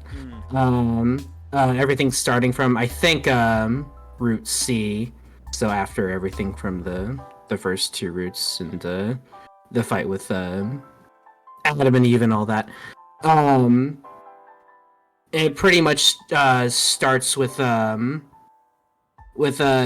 9S apparently continuously being assassinated by 2B. And then it's following that, Yorha stages their all-out attack on the machine life forms, and and they're working together with the resistance, which initially goes well until it doesn't, and then all the Yorha units, it turns out they've been hacked and they start killing each other, and things start going bad. 9S is spared from that because he didn't sync with the bunker. I believe is the justification for that, but it turns out 2B most likely did, so he has to see if she's all right. And that's pretty much it so far. Mostly just in line with this point of the game. I didn't notice anything in particular that was that deviated just yet. The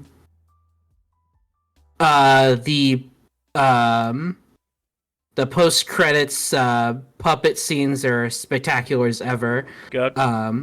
Yeah, the first one is about 9S trying to get 2B to call him Nines, and she keeps trying but failing, and then and she keeps getting interrupted by machines, and then 9S just goes on a rampage and kills everyone. Okay. Yeah. And then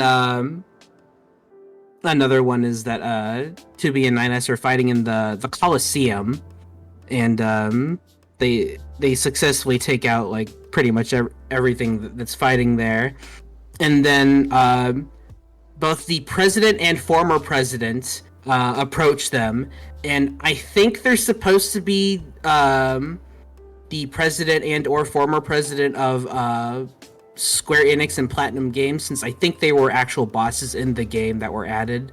Okay. I don't remember very clearly, but yeah, I do know that that's basically a thing. So I think that's the implication here. But of course, the presidents they destroy Yorha. Humanity is doomed because of them. But yeah, pretty good stuff. Nothing too wild just yet. I'm waiting for the deviations, because from what I've seen from the trailers and all that, seems to imply some wild stuff's going to happen, and that there's also going to be stuff tying into Nier Reincarnation, of all things, the freaking mobile game that was shut down I think a couple months ago. Okay. So yeah, because Yoko Taro more gotta Yoko be Taro like, bullshit. yeah, Yoko Taro bullshit, yeah. Of course, you have to tie things into the gacha game that no one can play anymore, because of course you can't. But of course, there's actual meaning in the gacha game not being available anymore. But I wouldn't know because I haven't played it. So it's a whole thing. But yeah, Nier's pretty good, but nothing too interesting that's deviated from the game just yet. At least not this part. The first half deviated quite a bit. But sorry, just to go back to Naranare, I just wanted to check something. Shockingly, episode 3 was written by the scriptwriter with all the gay on their resume. I'm shocked. Interesting. Shockingly, yeah. Interesting.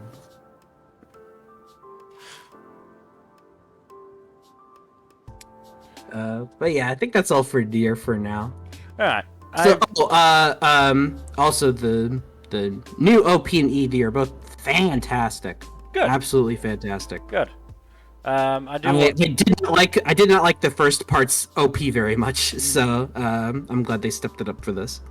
I do want to try and watch it and try and catch up. It's finding the fucking time, and then yeah, I recommend it if you can, because it's I wasn't too sold on it at the start, but overall it's been really delivering, and I'm happy I stuck with it. I mean, the other thing is I probably won't be able to watch part 2 straight away because I'd be doing it dubbed.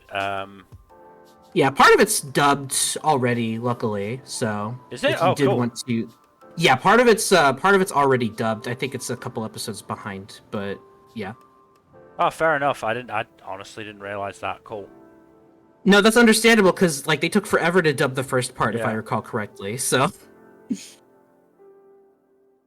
it's at least kinda simul-dubbed. But yeah, that's all for Nier for now.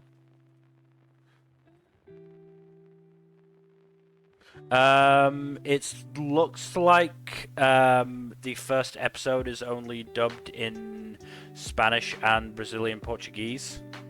Oh, huh. Neither of which Mill speaks, I assume. No. I mean, just play Naruto Ninja Storm 4 in Brazilian Portuguese and you'll be fine. That's Yes, a deep contains cut. the entirety of Brazilian Portuguese. Well, they're at least dubbing it in some places, so Yeah. I'm sure an English one won't be far off. Either way, you have time to finish part 1, so. It's just the fact that yeah, isn't like Carl McCarley on the outs with Crunchyroll, who is the voice of 9S? I don't recall. Because he was the voice of Mob. Oh, okay. Possibly. I mean, I don't know for to sure. be fair, he dubbed the first part in 2023, and obviously is. Yeah, that was after. I think it was after the whole thing with season 3, wasn't it? Yeah, I'm pretty sure. So I don't know what the situation is there. Where Wikipedia? Yeah, season 3 was 2022. So yeah, so maybe I don't know.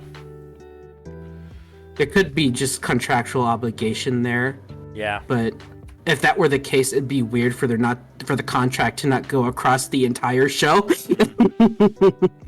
So I guess we'll see. I mean, to be fair, isn't the yeah, it's Aniplex that's licensed it, and Aniplex usually have more control over things than most other sort of studio sort of thing. So it wouldn't. Yes, it's airing on Crunchyroll, but it wouldn't surprise me if it was Aniplex actually doing the dubbing sort of thing. And not to mention, Aniplex dubs have started coming out a lot later than other dubs. So yeah, we'll see. Also, all really stupid because Crunchyroll and Aniplex are owned by the same company. So it's pretty silly. That things are a bit more synergized there. Nobody ever accused these companies of being, smart and cleverly put together. There are companies that are smart and cleverly put together. No. Not at all. But yeah, fingers crossed part 2 will get dubbed as well, though. Yeah, I hope so. But we should probably move on to No Longer Allowed in Another World. What beautiful wedding vows. Yeah.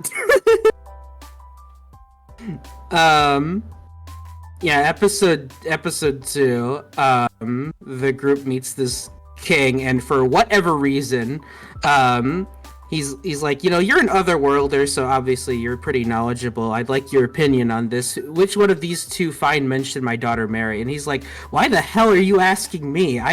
This doesn't involve me at all.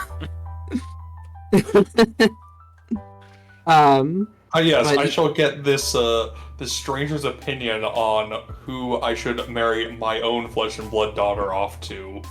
Yeah. But Dazai has like a nice little conversation with the princess, and he's like, I've always wanted to. I've always been pretty miserable, but no one's ever stopped me from doing what I wanted to do. And is pretty much going the same way with her. Is like you should follow your heart, do what you think is best for you, and of course this reveal here is what happens the next morning. Of course, it turns out that one of the two suitors was actually an evil demon man who tries to kill them, and I guess it's the one in the armor. Yeah, it's the armored dude. It's very funny because like she initially doesn't want to marry him because he smells bad, and he took this to mean, oh, she figured out my identity, and then he just revealed himself. She's like, I had no freaking idea. You just smelled kind of bad. Yeah, and he tries to kill both Dazai and the princess. And Dazai's obviously fine with it because I don't need to explain that. Yeah. And he's like, here, yeah, let's die together. And she's like, no, I'm not ready to die. And he's like, yeah, that's what I thought. Basically making her realize what she actually wants. But yeah, the party manages to take out Demon Man, and the princess becomes the new queen. Because like the whole reason the king wanted her to get married in the first place was that there could be a new king, but hey, turns out you can have a queen instead. Feminism. So yeah, that worked out. And then next episode, they get attacked by someone who they believe to be the actual literal demon lord. And they all basically almost die. Of course, it's revealed that the actual demon lord was already killed by a different otherworlder days ago, so they don't know who attacked them. I think it's implied to be the demon lord's daughter, but I don't know for sure. Is Dazai just becoming more and more of a harem protagonist as time goes on? Not really. It's mainly just the one elf mage woman that's into him. Everyone else is kind of just like, they just like him. I don't know why. Okay. Nah, not too much harem bullshit just yet. I'm afraid that you interesting. just said yet. I'm not. I wouldn't be surprised if they went that route. Yeah, that is most isekais. Yeah. And then of course the interestingly, the otherworlders that actually, saved everyone, they're like, yeah, we're gonna just take over this place now. So now we have the shitty otherworlders to deal with. Yeah. Yeah, I'm enjoying this more than I expected. I went into these couple episodes expecting to not stick with it, but I'm still enjoying myself surprisingly. So yeah, the show's pretty solid. Again, it's kind of hard to recommend just because of the character it's dealing with and who they're based on, that whole situation. But if you could look past that, this is a solid comedy. Speaking of things that are solid but hard to recommend, but for very different reasons. Let's move on to One Piece. Kid got fucking bodied, holy shit. Yeah. My boy decided, I took out an emperor with help, so I should go after another emperor without help, and, got murked for it. Yeah, fuck around and find out. Yeah. He did the whole, Yeah. Yeah, that. He is not a bright boy, his kid. No. Also, his ego swelled enormously, so... Because, he was part of the group that took down Big Mom, even though there were a number of factors. Like there being an actual group. Yeah. And not just, And Big Mom not him. taking the fight seriously for 90% of it. Yeah. Also a convenient, pit of lava to stick her in. Yeah. Oh yeah, that as well. Which, happened courtesy of Kid's fight partner Law. Mm-hmm. So yeah, nah. Kid, unsurprisingly, as Nmbr said, fucked around and found out. Yep. They really put a lot of effort into animating Shank's body and Kid, too. I mean, this is the first time Shanks is doing pretty much anything, so you gotta make it look clean. Yeah. Also, I think either this episode or a previous episode heavily implies that the person who took Kid's arm was not Shanks, but Ben Beckman. Oh. Huh. Yeah. I think it was also implied in the manga, but it's a bit more clear here. Mm. But yeah,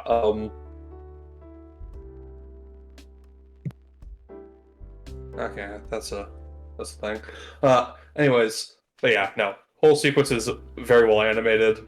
And oh yeah, there's also a little bit about the Egghead Island trader and all that fun stuff. Woot woot. It should surprise nobody that the greedy one turns out to have greedy goals and greedy motives. Who'd have thought? Mm.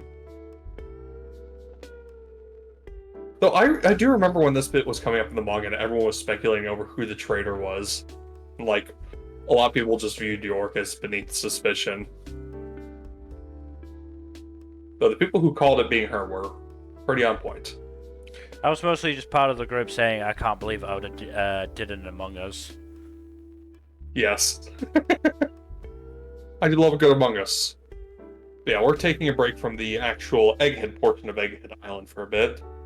And hopping around and seeing what's happened with everyone else. And, Kid's storyline is now wrapped up, and Shanks is about to voyage out to somewhere we don't know about. I think we still don't know in the manga. Because, yeah, no, we haven't... Actually, no, we did get a glimpse of him in a recent chapter, but he was getting shit-faced. Which, pretty typical Shanks stuff. Yeah.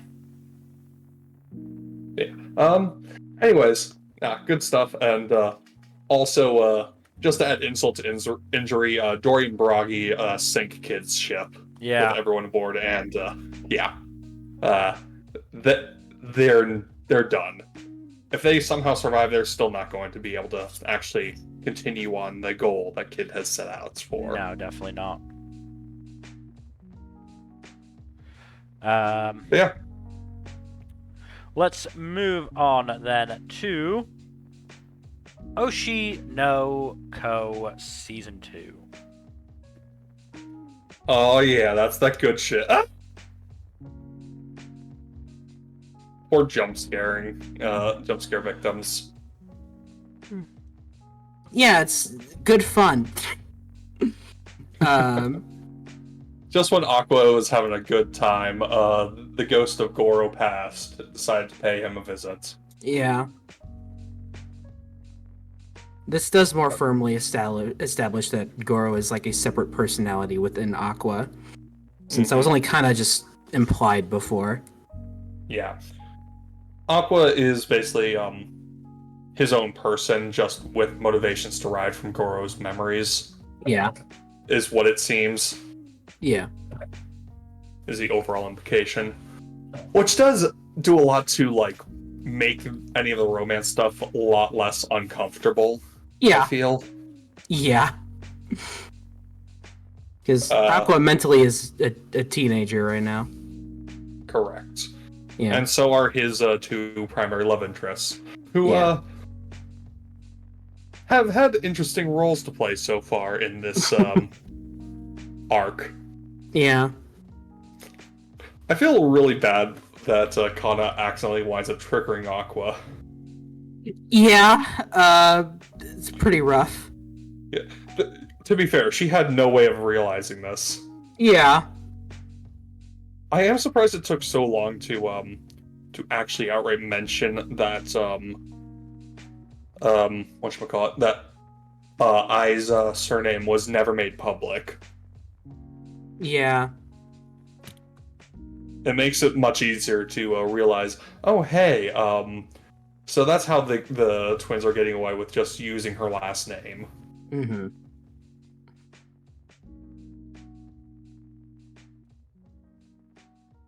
It's pretty cool seeing Akane piece everything together. Mm-hmm. Just like going full Sherlock on it. Yeah. And then, of course, there's the whole bit of... I do love the collaboration between Goa and Abiko, because it's just really fun to see. Yeah, before that, the two mangaka working together, that was great. I love that part. That whole scene is excellent. Yeah. Just the banter back and forth, and the two of them just, like, bickering while still, like, encouraging each other is really good. Yeah, that's not really something you see too often in a series like this, so it's just getting that is pretty great. Mm-hmm. Yeah, no, it's really good. Yeah. And but yeah, I do fucking what was the producer's name? Ryder or something? Oh God, I've already forgot his name. I'm gonna look start it up with an real S? Quick. No, that's not it. That's not it. I am just blanking on him right now. Yeah, same.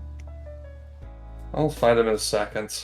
Don't you worry about a thing. Raida, I was right. Okay. Raida, yes. Sumiyaki was... Raida. Okay, yeah. Right. Okay. So yeah, him like setting up the whole meeting with Abiko and Go was great. Also, him realizing, oh no, I've created a monster. Yeah. When he, oh no, the consequences of my actions. Yeah. I just love the whole thing of like, most of the actors take this as a challenge. Then there's these two who are like, shit. Poor Melt. Yeah, he's going through it. But him also getting cold-shouldered by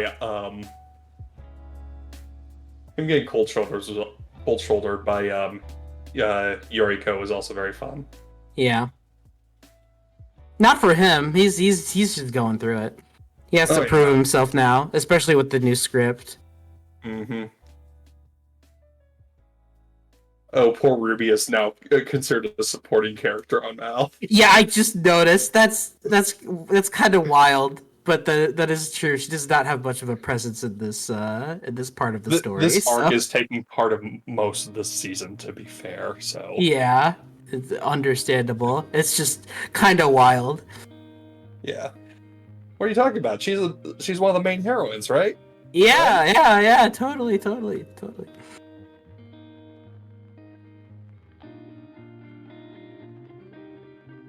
Yeah, this is good stuff. Yeah, really good stuff. I do really like Aqua thinking about all the things that make him happy, and and then the smile on his face is it's nice to see because he doesn't emote very much, and then of course Goro just has to shut all that down.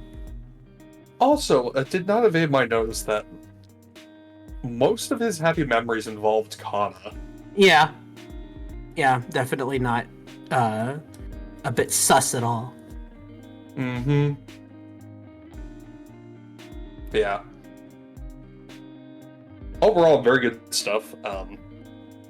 This is going to get into, like, the manga stuff in this arc was already really good, but like the stuff that follows this is like some of the best stuff in the series. Yeah. So I am very much looking forward to how they adapt the rest of this arc. Yep. Same. All right, let's move on to the Ossan newbie adventurer trained to death by the most powerful party became invincible. So yeah, this whole thing. So episode 4 was mostly just flashback to establish Rick's origins and stuff, and how he came to be trained by the titular strongest party and all that, as well as like his origins and all of that stuff. The previous episode is basically about him passing the exam by outright beating an A-rank adventurer, which leads him to realize, hey, I'm actually pretty strong, aren't I? Which, you know, is nice to have that. I do still find it funny that he like winds up dodging around, thinking like, "Oh, I'm actually I'm super weak. Oh, I'm super self-deprecating and all that."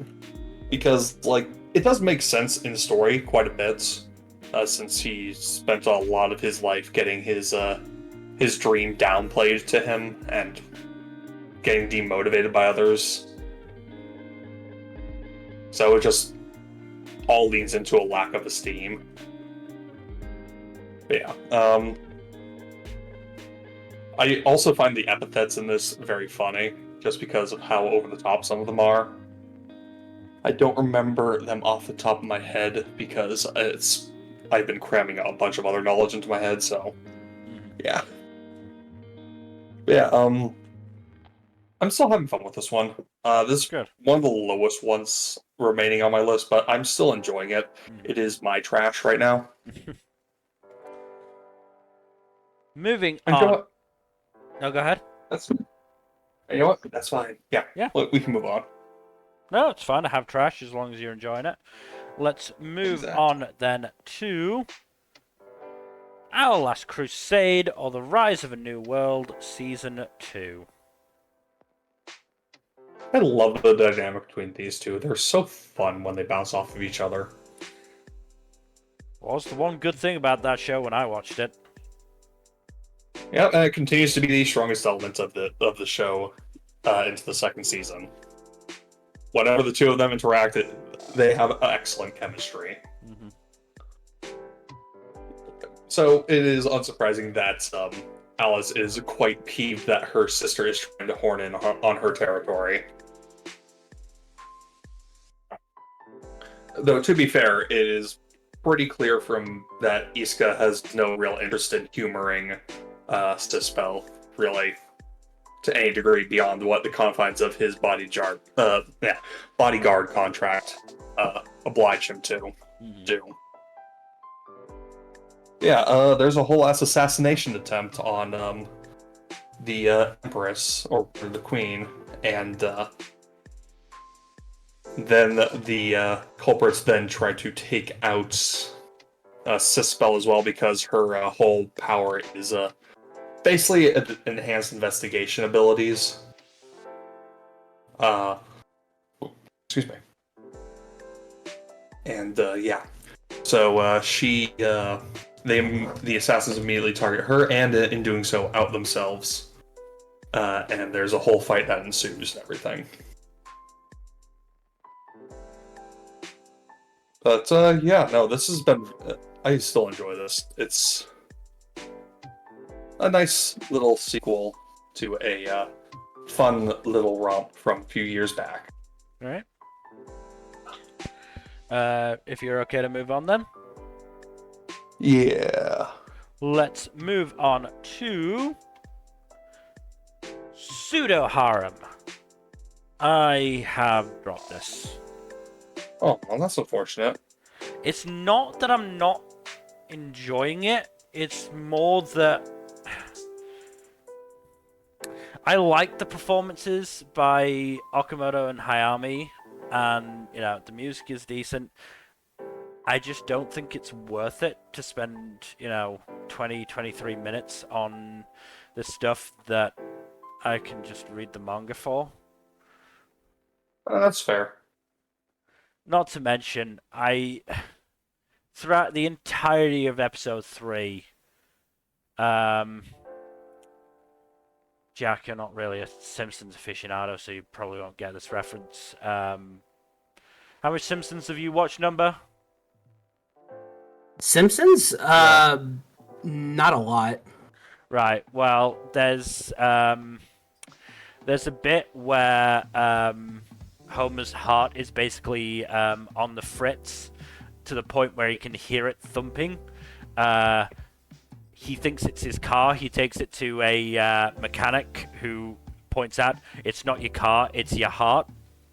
And Homer's like, phew, I thought it was my transmission, and drives off. And, like, the mechanic's apprentice comes up and is, like, confused and about what's going to happen to him. And the mechanic is like, Billy,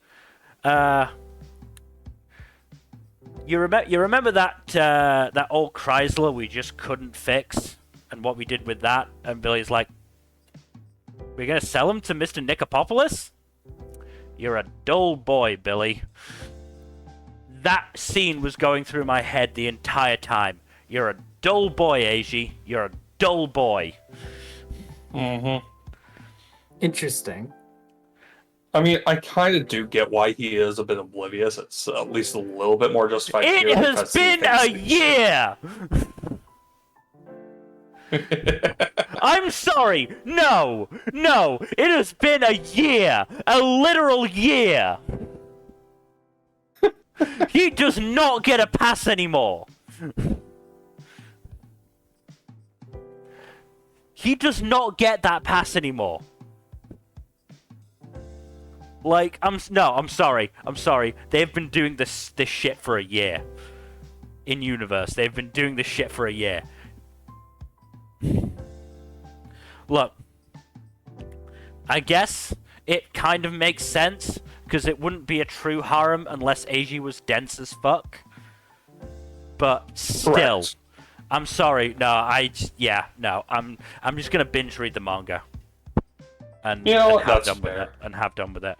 This is a show that absolutely should have been at the very least half length.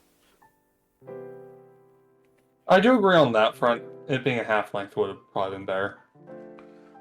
But yeah, no, I like it. I like Rin and Eiji. And I like the dynamic that they have, but I cannot sit here for 23 minutes a week just thinking, you're a fucking idiot, Eiji. You're a fucking idiot, Eiji. You're a fucking idiot, Eiji. I get it. Episode 4 was really good, I think. But, you're gonna skip that. Then I'll enjoy it in the manga. You know what? That's fair. Because I absolutely am. The manga is finished. That's the other thing. The manga is finished. I'm just going to read it all in the manga, just finish the series, and have done with it. Because I just cannot do it anymore. I cannot do it. Not to mention, again, it's on a Thursday. I had 3 shows on Thursday. This brings me down to 2. That feels quite a nice number. I'm on basically 2 shows a day now, except for Sunday. And even then, tomorrow I think I'm only gonna have Naranare because with Story is on break and Yadagarasu's on break. So. Mm-hmm. But yeah, no, it's so frustrating. It's so frustrating that after a year, so they're just. At this point, Eiji's just being a fucking tease. He is. Like, there's... He can't be this dumb and this dense. He can't be this dumb and dense. Mel. We are talking about anime protagonists here. Yeah. But, yeah, unless, like, maybe what I'll do is, if there's a particular, segment that I really like in the manga, I'll, make a note of it and then wait for it to happen in the anime and watch that segment. But yeah, I can't do the anime anymore. I can't. I think that's fair. Let me look at the length of the manga actually, because I'm curious about it. It's like 130 chapters or something like that. I think it was. Yeah, but they're short chapters. Yeah, it's only 6 volumes. Yeah, it's like, it's a 4-coma. Yeah.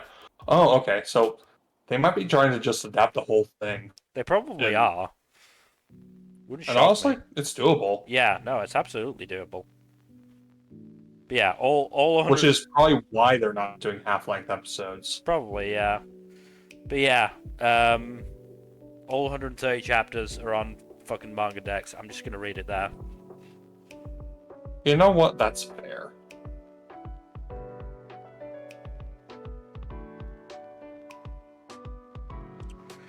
Anyways, shall we move on? Okay, let's do that. Let's move on to quality assurance in another world. Good old T-posing to assert dominance. Have either of you tried checking this one out? No. No, not yet. I do highly recommend it. This one is has been a pleasant surprise so far. I might as well just rip off the band-aid and say what's actually about. Basically, a bunch of quality assurance testers gets trapped in a VR game, and they've been trapped for about a year or so now. And only like one of them is actually, sticking to the job of trying to debug the game and just test the product. Well, most of the others have just taken advantage of the power that they are given the game to exploit the game's abilities and fuck around with the NPCs. It's a pretty fucking horrifying ways, if I'm being honest. While others are like just exploiting glitches or just doing their own thing. Mm-hmm. But yeah, one of the glitches that the protagonist and the main NPC character Nicola encounter is a glitch that makes everyone in the village T-pose, and just they're stuck T-posing. It's very funny. Yeah. Honestly, the episode's pretty fun until it isn't. Because there's some dark shit in this show. One of the product testers who tries fighting the protagonist phases through a wall while trying to basically just beat up the protagonist and make him stop, or rather just drag him back to base. He winds up getting his tablet, the thing that lets him do all the God mode stuff. He winds up getting that stolen from him, and he winds up clipping through the map and falling into an infinite void. Jesus. And yeah, dude was an asshole, so I don't feel too sorry for him, but still fucked up. Yeah, no, that's still pretty bad. Yeah. And one of the protagonist's companions from his initial group was just straight up floated up into the sky and just didn't stop going up. Wow. And he hasn't seen him since. And two of his other companions, one of them is just glitched into the floor, and the other is stuck in an infinite death invincibility loop because she had an invincibility hack on when falling into a lethal substance, so she can neither die nor revive. Right? Yeah, no, it Sounds like fun. It is really interesting, honestly. Like, you don't see this kind of shit get explored a lot in any kind of isekai pertaining to virtual worlds, because they usually just go, hey, video game mechanics, and then just edit there. Mm-hmm. This actually explores the processes and the mechanics behind that kind of stuff, and the consequences of fucking around in that kind of world. Not to mention, a lot of the world building is really unique compared to most other video game-esque series. Mm-hmm. So yeah, it's overall a really interesting series. Like I said, I very much recommend it. It's probably the best isekai this season by quite a bit. As always, probably not that high of a bar. I mean, the only other one I think is legitimately pretty good is Dahlia and Bloom, but that one has production issues. So this one doesn't. Once again, the bar is quite low. The bar is low, yes. Not to take, I'm not trying to take away from quality assurance in another world, but the bar is generally quite low for isekai. No, I am aware. This one well clears the bar, though, is what I'm saying.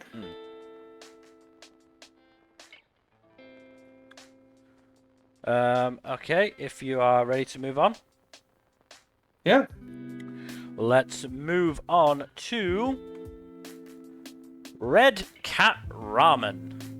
This continues to be good. Takaya Kuroda is in it, and it's fucking great. Oh, did you finally get to see Kenjiro Tsude Nya? I did! He did? He did! Give me a second. Oh, let's go. Video's in our chat. Alright. It's not the full Nya, but he Nyas. That's great. Yeah. Love it. Also, yeah, that bald guy with the scar is Takaya Kuroda, and he's a lawyer.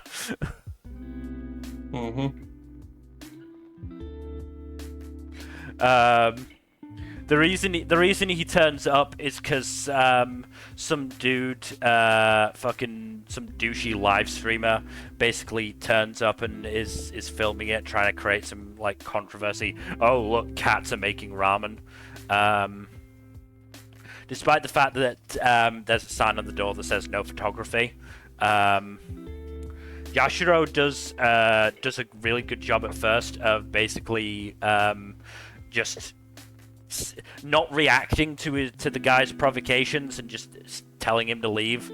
And then Mikio turns up and basically threatens the guy with a fucking lawsuit. Which is great. The other segment in that episode is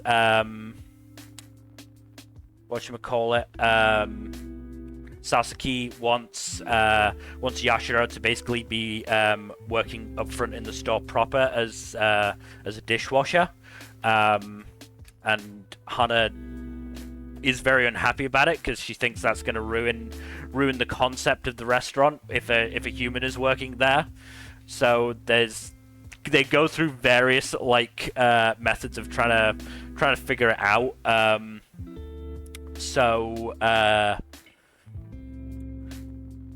Sasuke basically buys full cat onesie, cat maid outfit, and stagehand outfit with cat ears. And they decide on the stagehand outfit, though Yashiro does eventually just get rid of the veil because it's causing problems. But yeah, it's eventually Yashiro and Hana start getting along. It's good. And then episode 3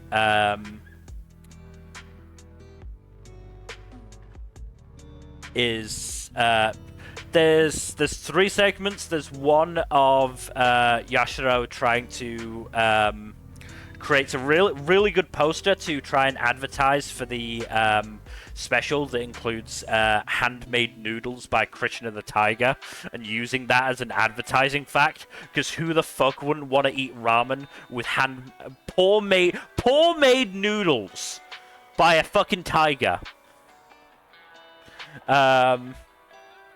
And Krishna is initially embarrassed by it, but does eventually, get over it.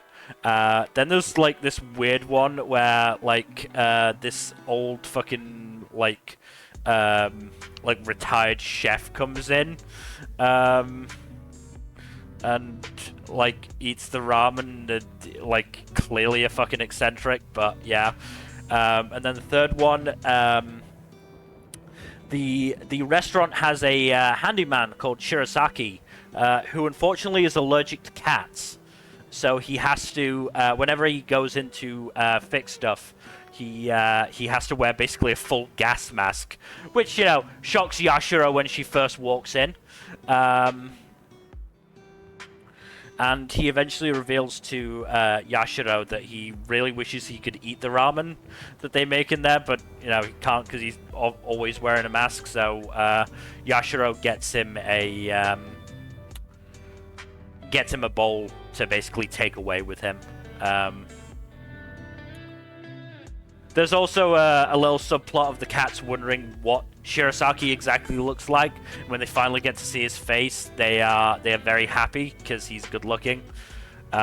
Meanwhile, one of the cats, Sabu, looks super happy with the rest of them, but then has the caption "Only came because everyone else did, not interested at all," which is pretty great. Yeah, no, this is still fun. I'm still enjoying this a lot. Yeah, it's a nice show. I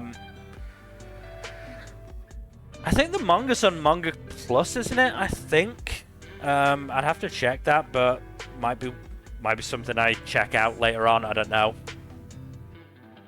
Looks like I think it's been going for quite a while as well, like over 100 chapters, which is. I'm interested to know how the fuck they've basically, had it go for that long. Yeah. That's impressive, honestly. That's pretty wild. Yeah, it is on Manga Plus. Oh wow, yeah, it is. So it only goes up to chapter. Oh no, there it is. Okay, yeah, they're on chapter 109, which I mean. Good for them if they've getting to that, but yeah, I'm interested to see if there's actually going to be plot in the show or what. But for now, yeah, no, I'm happy with what it is. So yeah, let's move on to Sakuna of Rice and Ruin. Again, been pretty good. I did want to watch this, but I've been. Yeah, I get it. I get it. Yeah, you've been busy. I backburnered it. Yeah. Yeah. Yeah, it's been decent. Some of the characters have been kind of annoying. In particular, Kinta, who's basically been. Seems like he's shitting on everybody without actually doing much. Because basically, they've obviously started to, grow the rice. They've planted it in the paddy, but obviously it's going to take a long time for it to grow. And a plot point in episode 3 is that it's actually going to take a lot longer than Sakuna initially thought, because it's going to take them a while to get back to the high quality of rice that the island was producing before. So it's going to take quality or years. Quantity? Quality. Because they've got quite the rice that they're actually planting right now is quite poor quality, and so they're going to have to basically work their way up from there. And yeah, Sakura was not happy to hear that, but she seemed to get over it when the others came and got her, saying that they'll try and do more to help. Because the issue is, none of them are farmers. Taimon is the closest to a farmer, and even he doesn't have basically any experience. He's just working off the manual he's got. He's also very, very clumsy. Because at one point they were like, "Oh, if we're gonna be planting the rice, we need some fertilizer." And how do you get fertilizer? If you're thinking shit, you're correct. And Taimon was like, I'll help. I'll take the I'll take the excrement from the outhouse to the field. That'll be my job. And very quickly he tripped and covered himself in shit. Of course, as you do. As one does. Yeah. No, I was like, how long before he trips and covers himself in that stuff? Not long at all, as it turns out. Nope. So that's not helping. Mirtha, who is taking care of the cooking right now, is not a very good cook and is ruining all the meat that Sakuna is hunting. However, there was one occasion where, to be fair, it wasn't necessarily her fault. It got burned because she got distracted taking care of the baby, and I'm like, could the two people, could Kinta or Yui, who weren't doing anything, have not helped tend to Kaimaru while Mirtha was cooking? But no, apparently not. Apparently they were too busy making a hat and a scarf or something. No, making a hat and repairing tools, I think, is what they were doing. There's also apparently a race of otter people on the island, with the main representative being a guy called Ashigumo, and the otter people have offered some of their fields and some of their rice, so they can at least get the yield up and be growing more than just one piddly little field at a time. But I didn't know they had a bunch of abstract concepts there. Yeah, I know.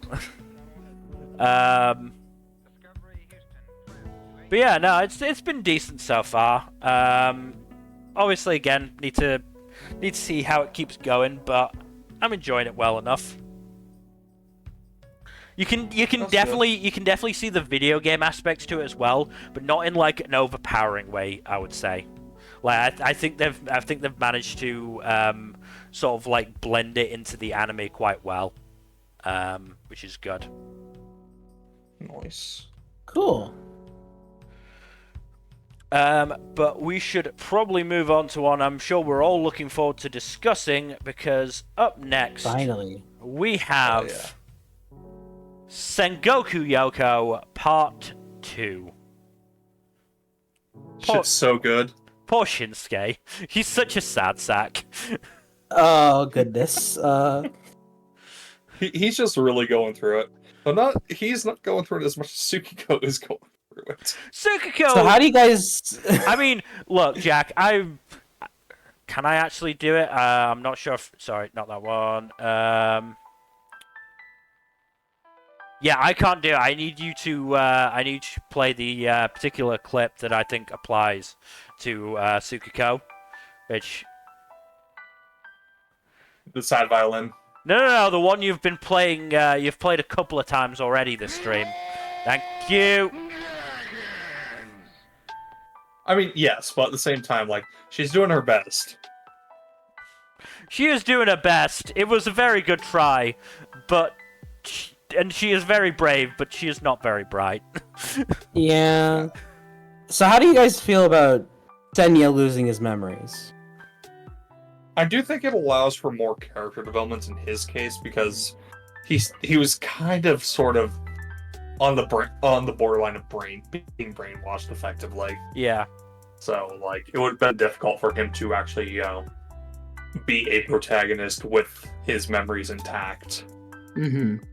I personally I wasn't too sure about it at first, but as time has gone on, I've definitely warmed up to it. I decided. Yeah, I think it's working well, and it obviously allows him to make that connection. Yes, more with Tsukiko, but especially with Shinsuke, because obviously we know Shinsuke has got that connection with Senya already, because they had that one encounter out in the woods. But obviously Senya, as he wasn't willing to try and make anything more of it. But now Senya is able to reciprocate. Mm-hmm. I just also Shinsuke is the only member of his original group who's still around right now. Unless that was no, that was who. That was definitely Tama. That was absolutely Tama. Yeah. If nothing else, I recognized her voice in the fucking hot spring. Yeah. Yeah, no, that was definitely her there. I just was like, is this Tama being a big damn hero? This is probably Tama being a big damn hero. I think I'm almost certain it was Tama. But she's definitely grown up. Whether, it's... We obviously haven't gotten any sort of confirmation about how long it's been since the end of part 1. Can't have been that long because Senya's still a child. Yeah, but Senya was locked away in like the mountain goddess realm, so Yeah. time could be that's screwy over there.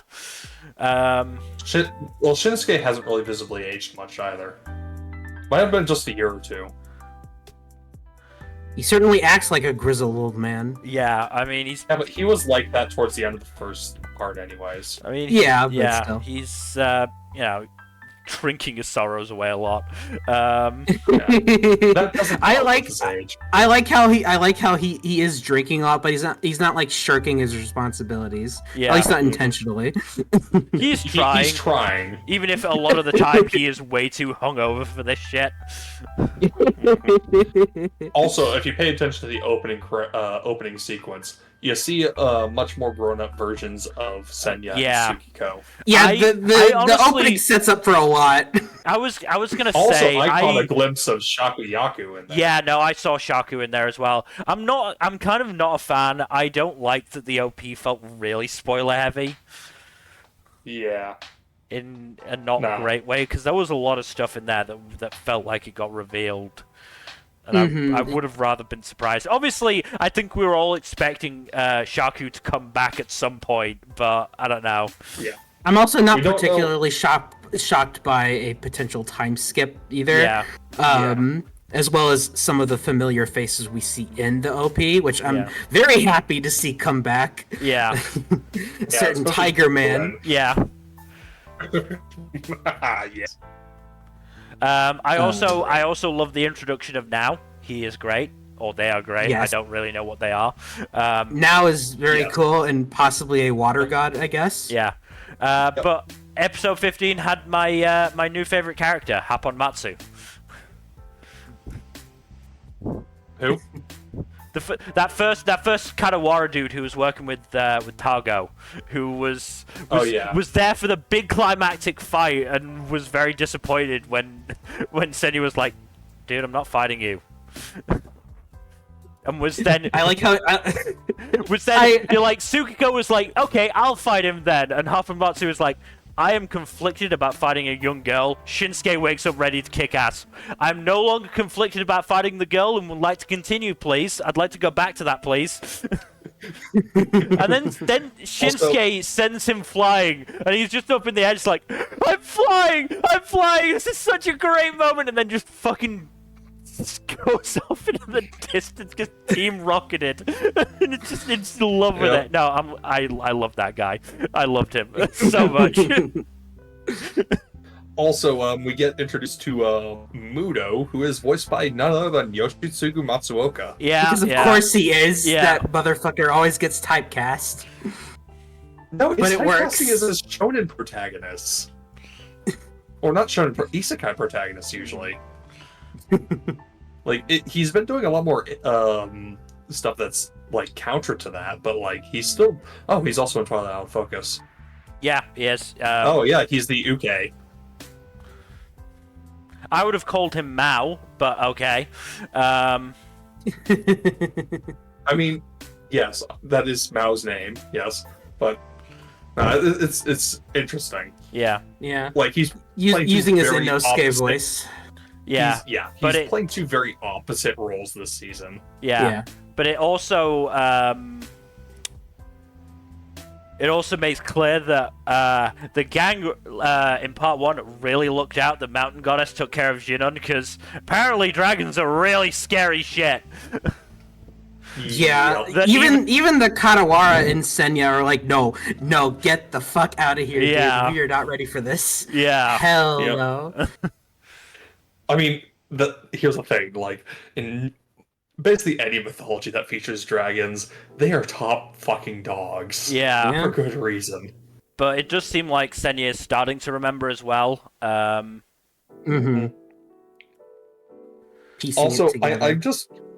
Him accidentally getting Tsukiko's dad killed was also very sad. I mean, it was it's sad, but also it's also kind of like funny in a tragic kind of way. It's Well, here's the thing. I thought I was worried that the dude who got nommed was Tsukiko's dad, and then I saw him running with Tsukiko. I was like, oh, thank God, it wasn't him. And then slice. Ah, shit. Oh, God that's so damn much it. worse. Oh no, that's much worse. I do find it interesting that they don't blame Senya seemingly for any of the damage that was done to the town. To be To be fair, fair, most of the damage involving Senya was him getting thrown around. Yeah, but still. The other thing is, especially if there has been at least something of a time skip, it seems like since, Jinka's whole fucking mess of a thing, Kadawara have become sort of, like, more chaotic. I mean, we had the Night Parade of 100 or 1,000 demons or whatever the fuck it was that Senya took out. It seems like that sort of thing was becoming more common, so it wouldn't surprise me if there's an element of this thing is gonna happen, at least Senya took care of it sort of thing. At least Senya got rid of that guy without him murdering all of us. Also, I find it interesting how Senya's ultimate goal here is to become a human. Yes, which I did think that was really perfect. Yeah, the irony, of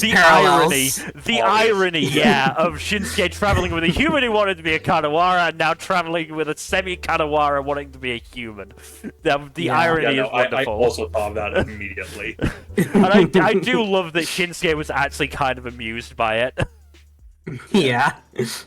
Shinsuke is a good sport about things. Yeah. I also love how, Now was like, don't worry about what I am, and Shinsuke was gonna be like, yeah, okay, fine. Wait, no, of course I can't! Of course I can't just forget about what you are, come on! Yeah, no, first two episodes have been back to just fucking greatness. Sengoku Youko is just very good. Indeed. It's really good, and I'm as slightly disappointed I am that the opening seems to spoil some shit. It does get me excited for what we're in for. Yeah.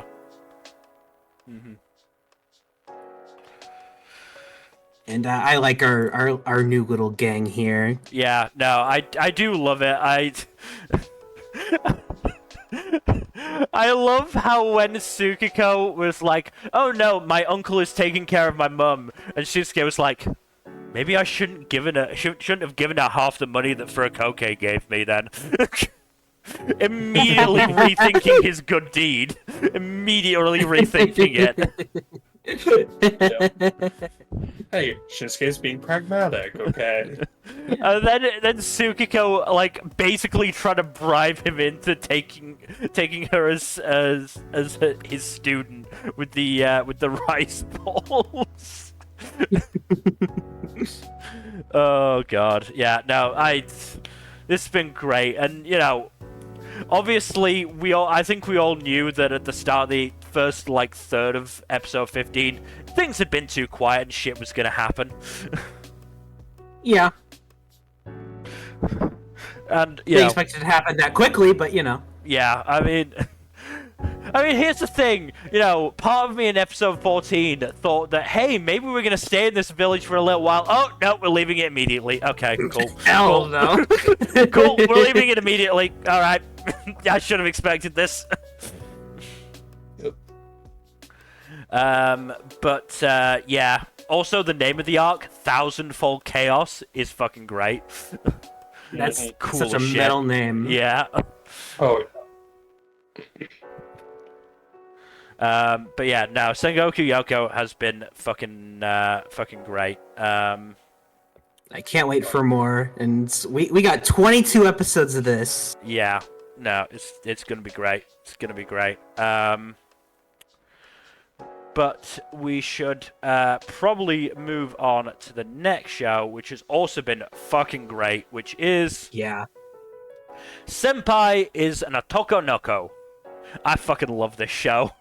No, this show's fantastic. I am loving the dynamics between Saki, Ryuji, and Makoto. They've been so fucking good.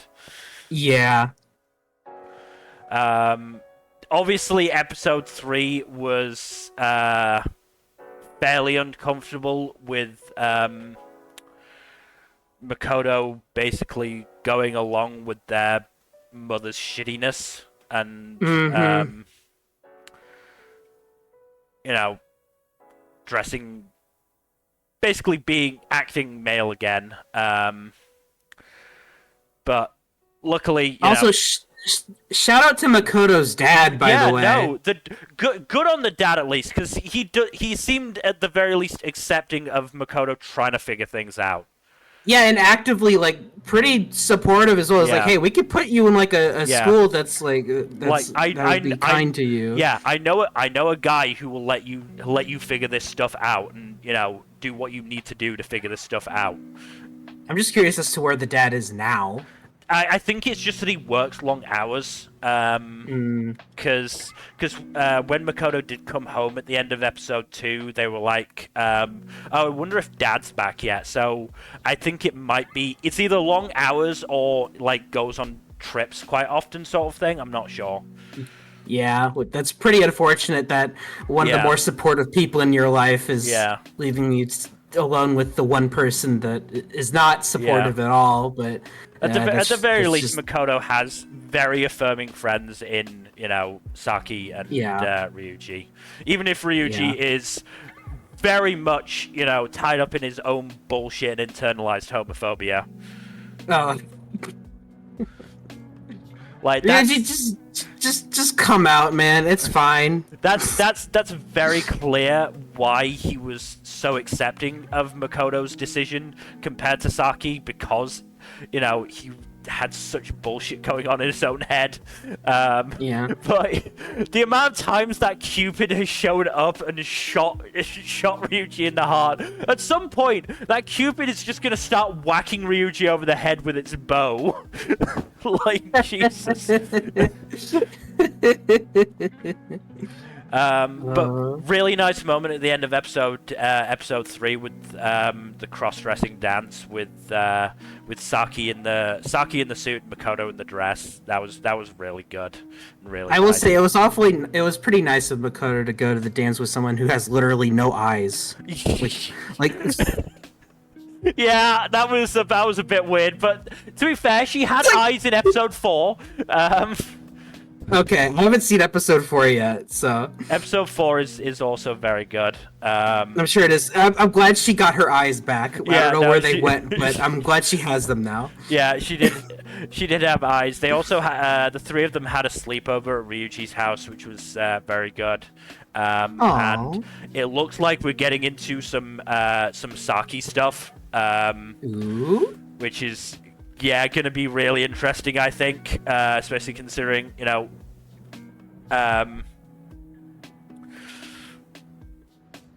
just what it is, and the fact that this is the first time we're really getting a proper focus on Saki in that sense.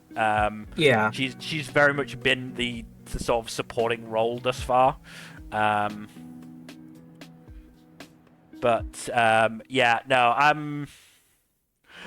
also now like fully in on the please give me a trio ending. Please, Makoto has 2 hands, please. We'll see. But I'm not opposed to that. Have you read the manga for this number? No. Okay. I did. Maybe I should. I did actually. It's not actually a manga. It's a it's a web manga. It's on Webtoons. And I did actually read a little bit of it as I was watching. It's been adapted really well from what I can see. Interesting. But Makoto's mum is not a good person. Yeah.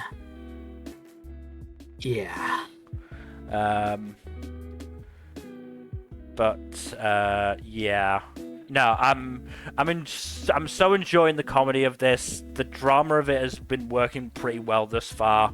Like it's uncomfortable in a good way, because like, let's be real, it's it is unfortunately realistic that while, you know, Makoto has such affirming friends, they don't have that kind of support at home necessarily, or at least not an all too common tale. Yeah, it is unfortunately realistic, but done in a good way, I think. And yeah, I'm really liking the way they're handling the characters so far. I really am.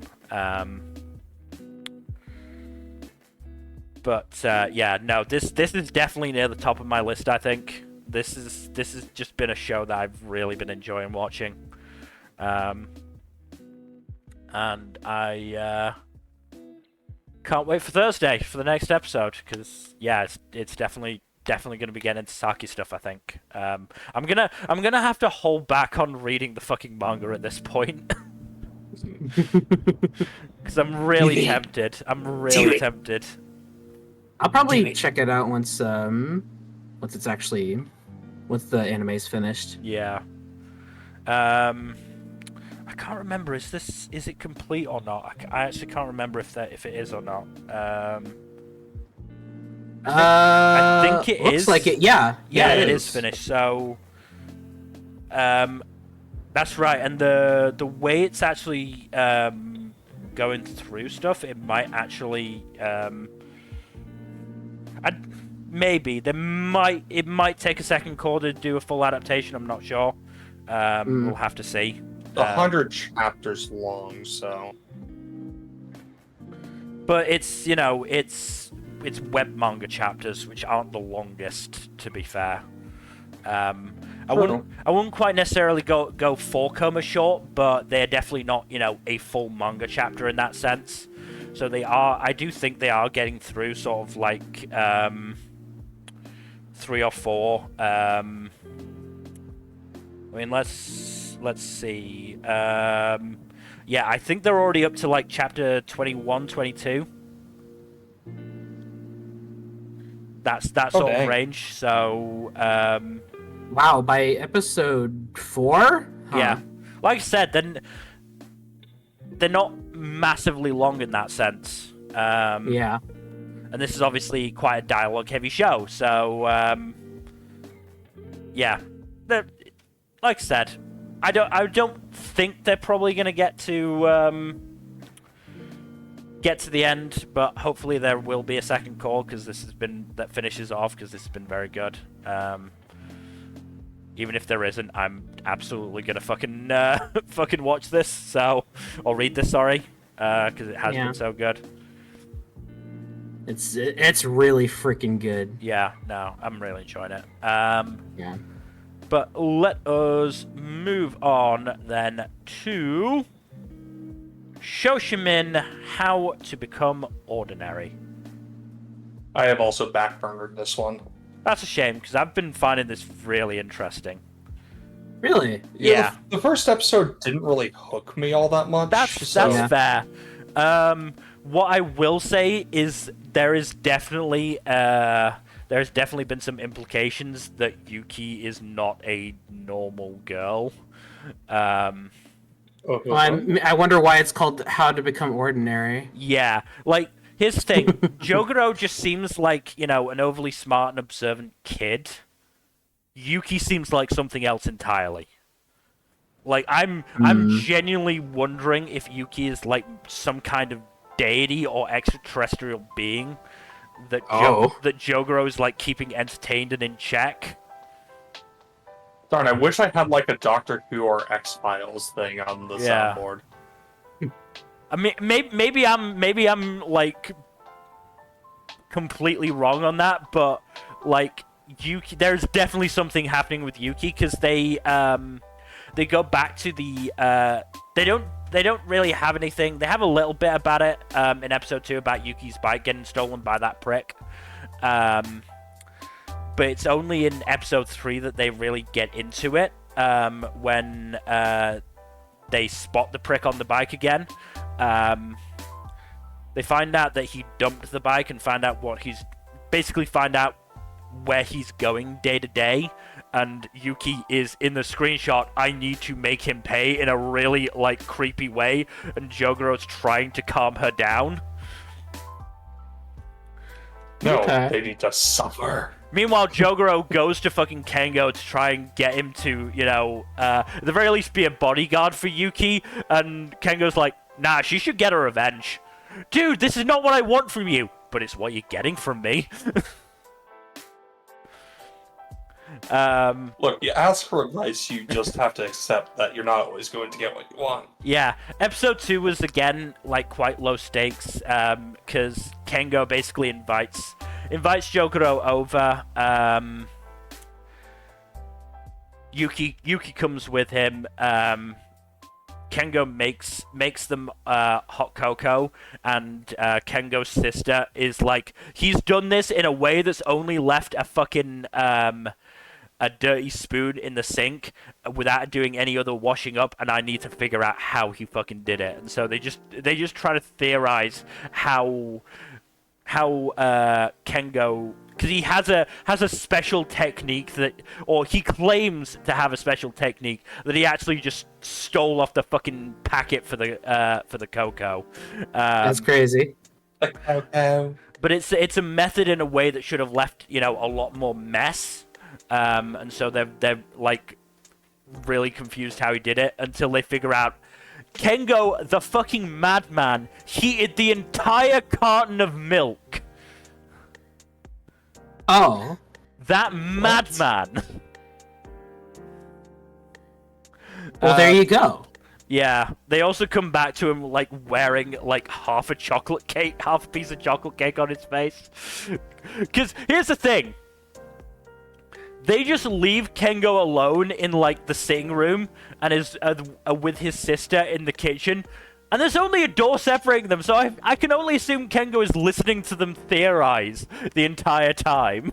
Just eating this fucking piece of chocolate cake. But yeah, no, I'm actually... This is interesting enough, and, I'm liking the characters so far. Like I said, I'm very interested in what the fuck Yuki's deal is. There was also a short bit at the start of episode 3 where they're like, so they were doing exams, and then there was a loud bang and like some water spill in like a cleaning cupboard, and it distracted Yuki during the test, and she basically asked Jogoro to figure out what happened. And it turned out some dude had basically, like, set up a, like, almost a tiny Rube Goldberg machine to make the crash happen.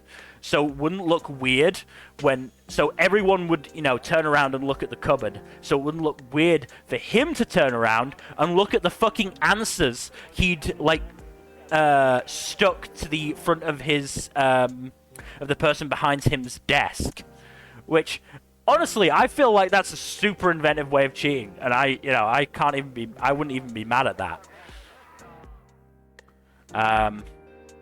But yeah, no, I'm finding this interesting thus far personally. I can understand why some people aren't, because thus far it has been quite low stakes, very dialogue heavy, and a relatively chill vibe thus far until Yuki decided to go full vengeance. But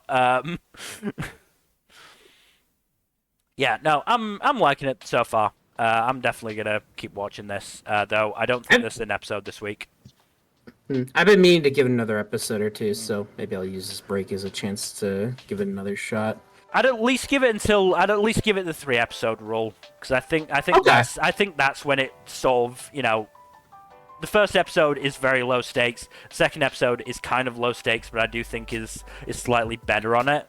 I mean, no, that concept alone is more interesting than "Where's my purse?" Yeah. It's still not a lot, but it's better. Yeah. It sounds like a lot more interesting, yeah. Yeah. So, I'm willing to give it another go, especially since it was a well produced show at the very least. Yeah. A lot of well-produced shows this season. Yeah, a lot of pretty shit. Yeah. A lot of pretty stuff. Which is good. Yeah. Let's move on, though, to Shy Season 2. I love this show.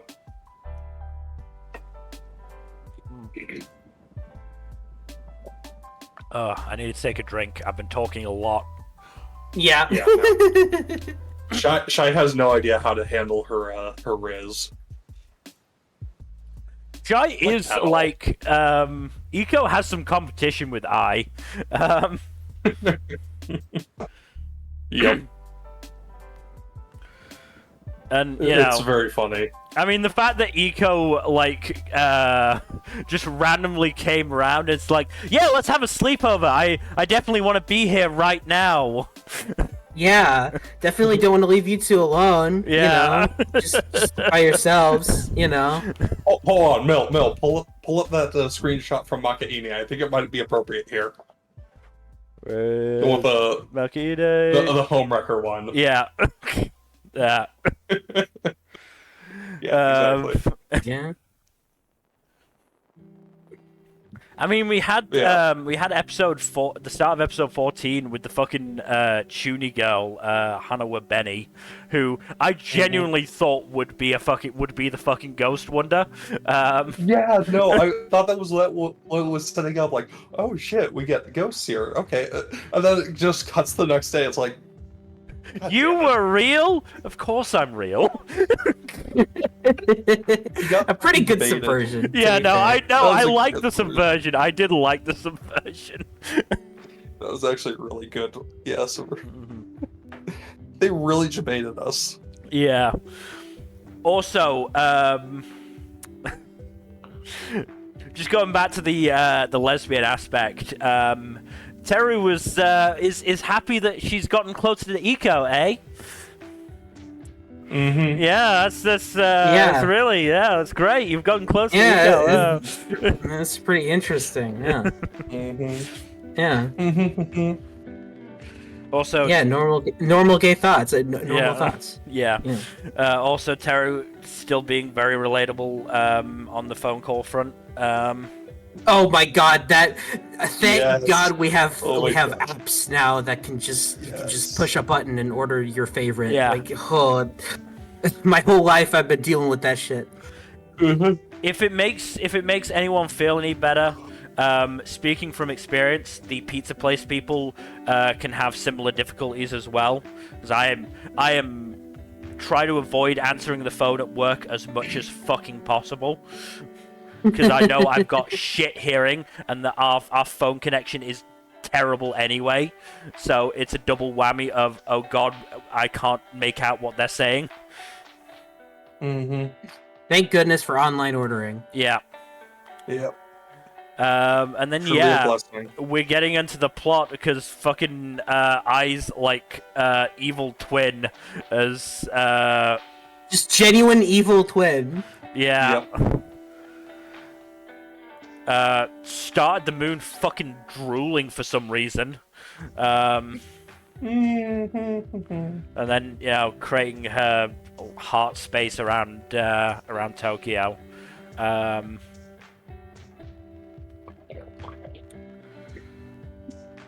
yeah, poor Shy, her reaction to being put in a position of power was just completely expected. Like, it's entirely understandable why she was given, you know, one of the leader roles, but she's still gonna be a mess anyway. Since when is she not a mess? Yeah. You know, luckily Piltz gave her the Luffy advice: cover what you can and get others to cover what you can't. So yeah. Mm-hmm.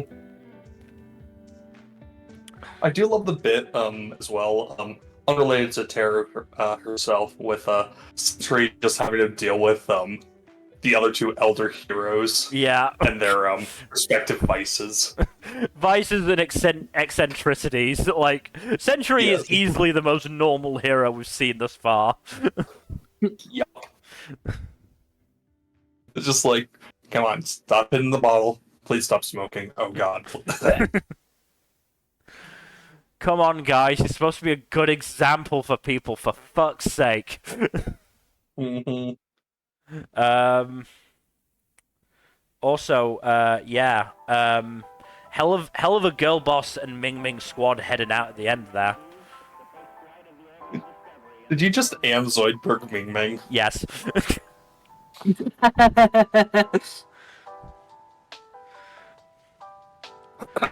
I mean, I do like the team, to be fair. I think it's going to be good. Oh yeah, absolutely.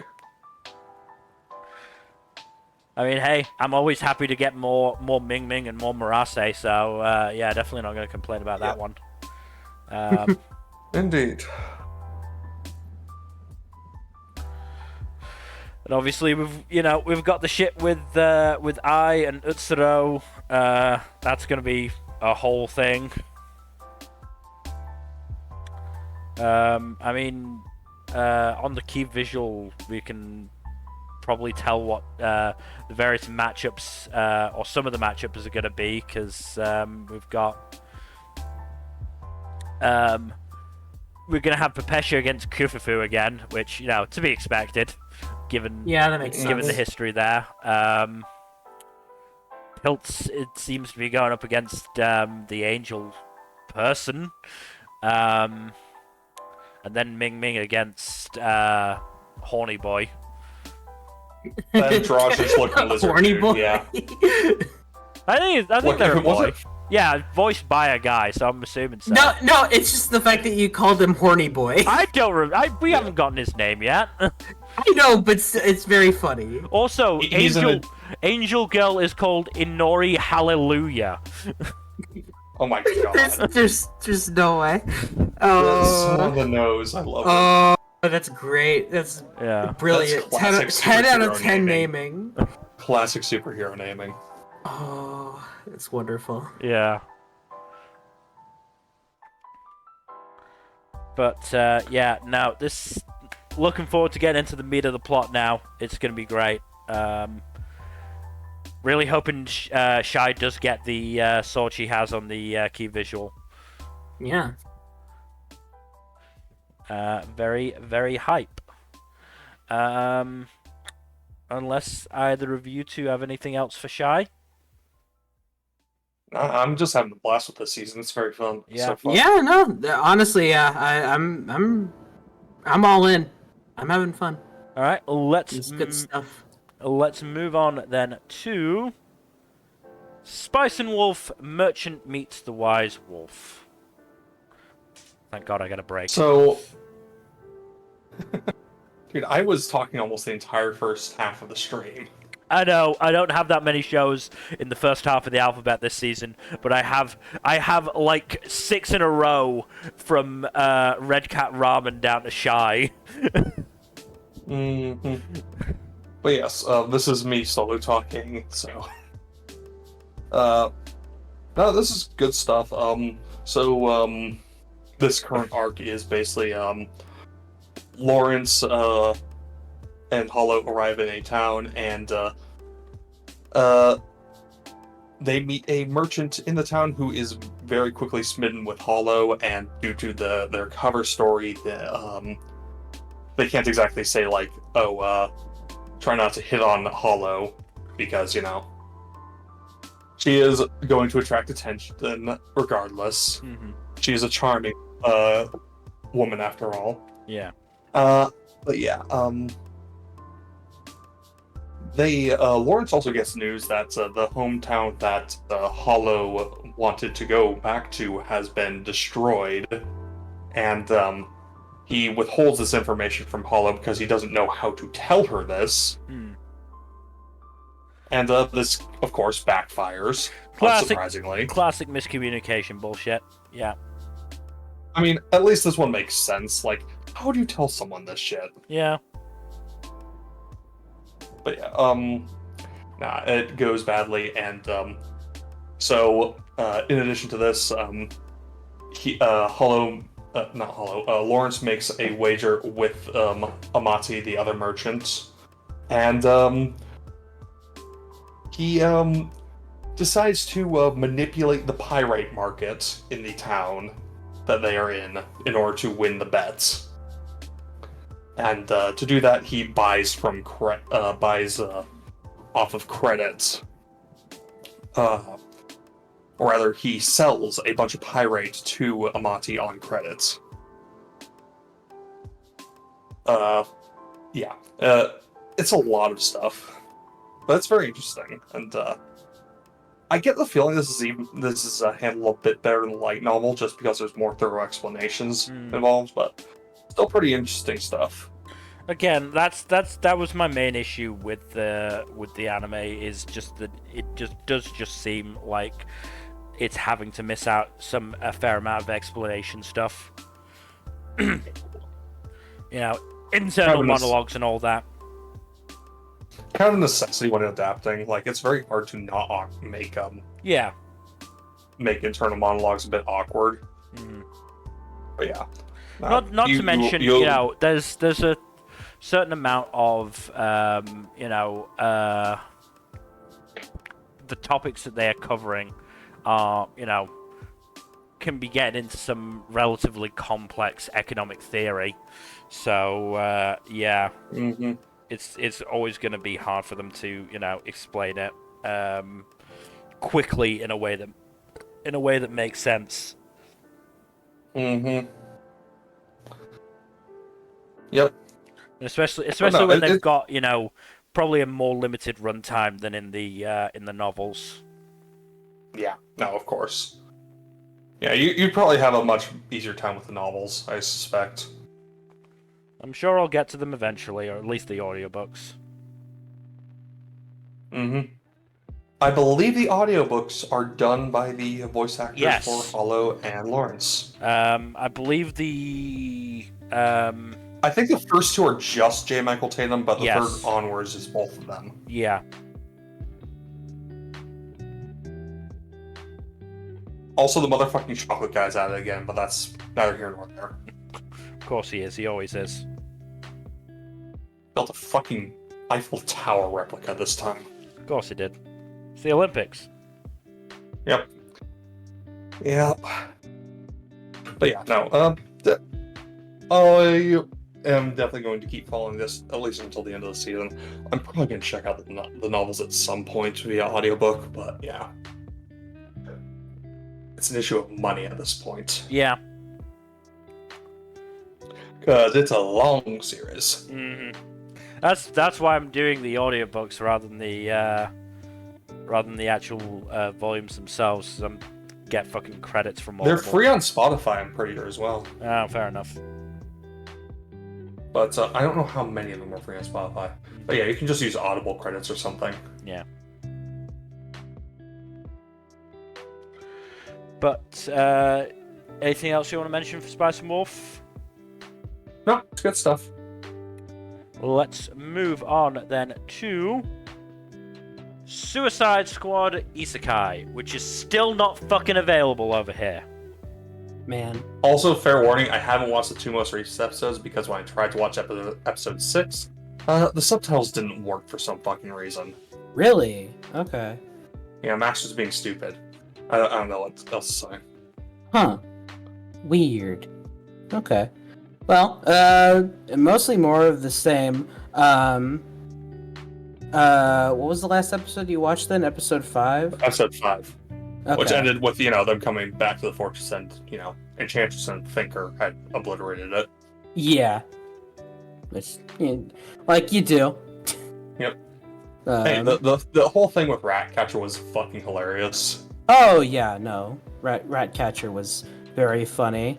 And the dragon fight was also pretty cool. Yeah, the dragon fight was pretty cool. That episode was mostly on the uglier side, but it had some pretty nice cuts in it. Yeah. No, I agree. Yeah. And now Harley is a dragon. Good for her. Is a dragon or has a dragon?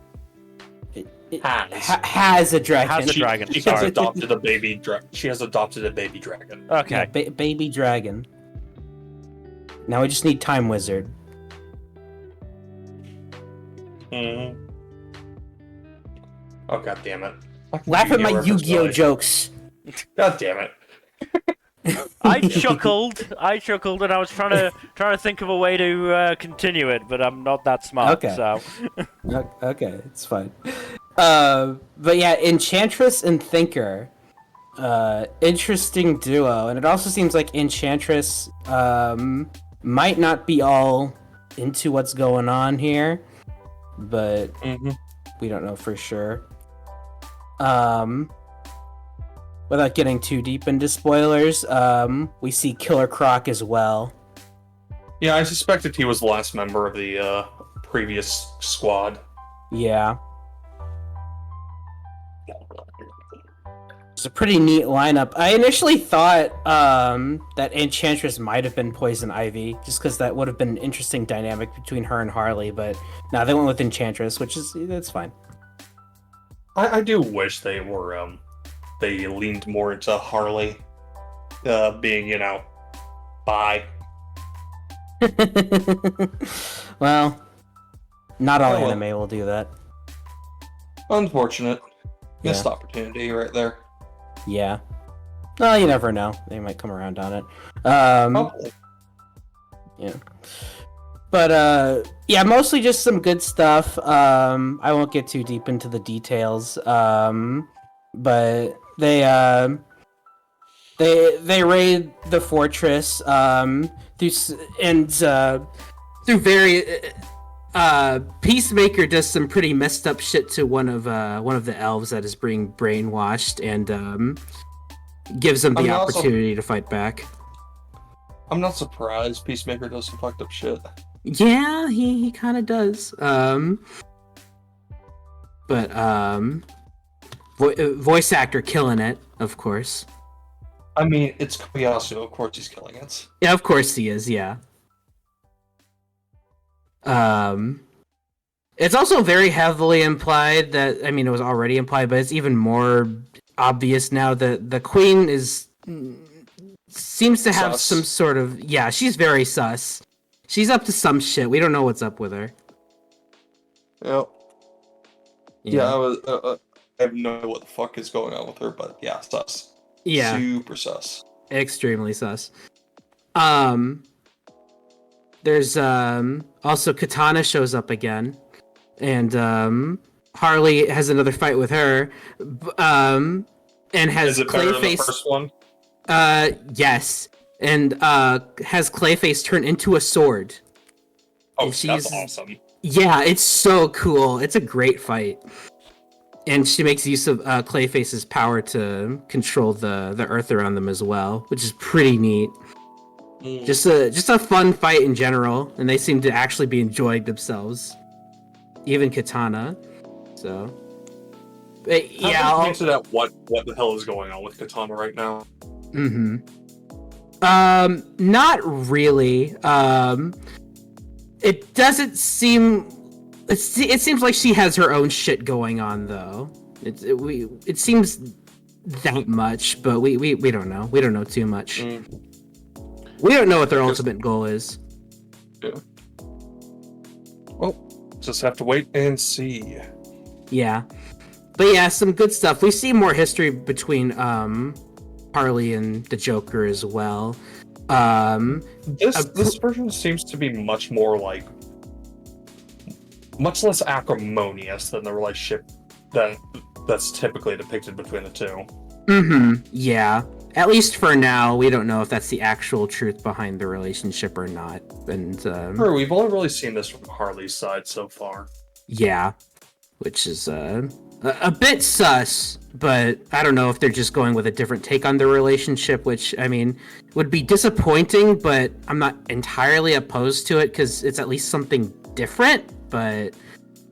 Plus, there's been so many different interpretations of various comic book characters, so... Yeah, so I'm not opposed to them trying something new.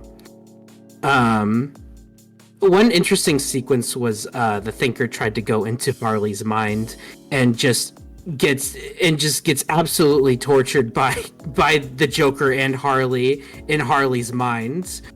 I'm immediately backfired. Yeah. But yeah, it's a fun show and has some good stuff. Episode 7 in particular went wild on the animation. So, lots of fun there.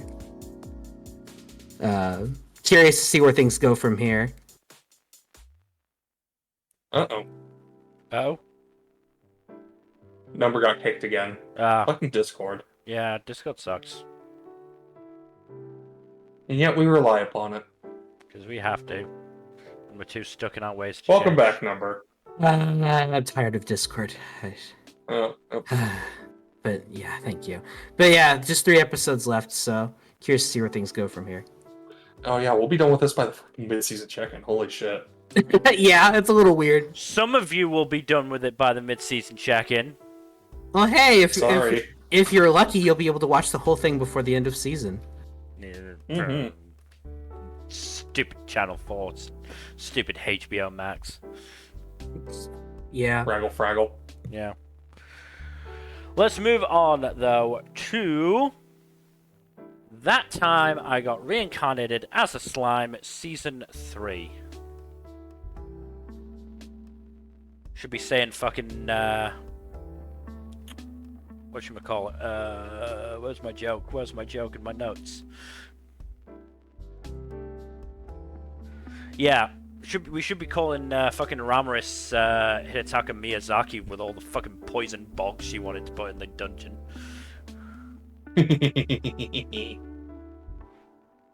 Well, that was Yeah, a real that's that's shaping up to be a really fucking mean dungeon. That's gonna be the Dark Souls of dungeons. I mean, are you remotely shocked? No. Yeah, nah, it's gonna be a fucking crazy time. Seeing them build up the labyrinth and stuff has been really fun. Yeah. The audience stuff has also been fun-ish, but it's not quite as fun as the dungeon building. Yeah. I mean, I liked the what was his name, Dagrul. Yeah, Daggerel. Is basically forcing Rimuru to babysit, Yeah. and then Rimuru immediately shoved them off onto Shion, and then was immediately like, "That was probably a mistake." Oh well, no backsies. They'll be fine. They'll be fine. Also, how many people is Rimuru gonna shove into the labyrinth at this point? Yes. I mean, the thing is, Ramaris is ludicrously powerful when it comes to the labyrinth, so she can just put whatever she wants in there. Yeah. I'm happy that Veldora has his own little hiding hole. Yeah. He's getting his enrichment. Mm-hmm. Yes. Yeah, that's Veldora said entirely. I don't think he's ever gonna leave there now. Yeah. Unless he has to. But yeah, hell of a final boss for the dungeon. Yeah, I don't think you could do much better. Mhm.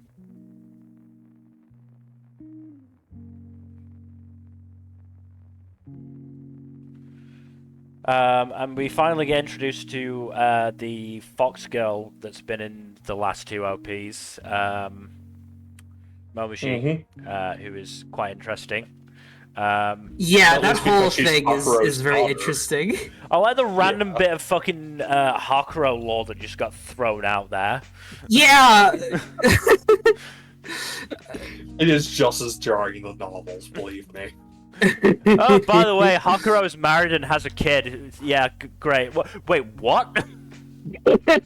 Yeah, she was gestated for a couple centuries. Don't worry about it. Yeah. Yeah. I mean, it was pretty clear that Hakuro was the Sword Savant, but just like going. But being Mobiji's father, that was a bit of a shock. I'm like, oh, I figured she just moved on or whatever. But no, they actually had a kid. That's wild. Yeah. Yep. The reunion itself is pretty sweet. Yeah. Also, I very much saw coming the Kaede setting Benimaru up with Momoshi. Like, that was just so coming. And as soon as I saw Benimaru take a drink, I was like, okay, here it comes. So we can get the spit take. There we go. Yeah, that was great. Also, poor fucking Albus. Yeah. He's having to deal with all the bullshit. Yeah. To be fair... poor Benimaru! No, no. That episode was truly Benimaru's ordeal, but yeah. Oh, yes. Yeah. To be fair, Albus was going through it because Frey is fucking petty as shit and just wants the biggest fucking tower. Yep. Like, Which was very funny. Like, it's a petty reason for one invasion, but it's an even pettier reason for 2 invasions that she was planning. It's very, very funny. You expect this kind of petty bullshit from mortals. They're too bored. Yeah. They have too much time on their hands. Mm-hmm. But yeah, Also, just the huge tangent on all of the characters just talking about their romantic experiences. Yeah, and everyone just like giving Rimuru like, really, you are one to fucking talk. I really don't think you have any room to say that, man. Yeah, it's like, what are you talking about? It just immediately shows Shion and Shuna right next to him. Well, not even just that. It showed Diablo as well. Yeah, no, Diablo being there was also great. He's like, I only have eyes for Rimuru-sama. I'm like, wait. That sounds so kind of funny. gay, dude. It is kind of gay, dude.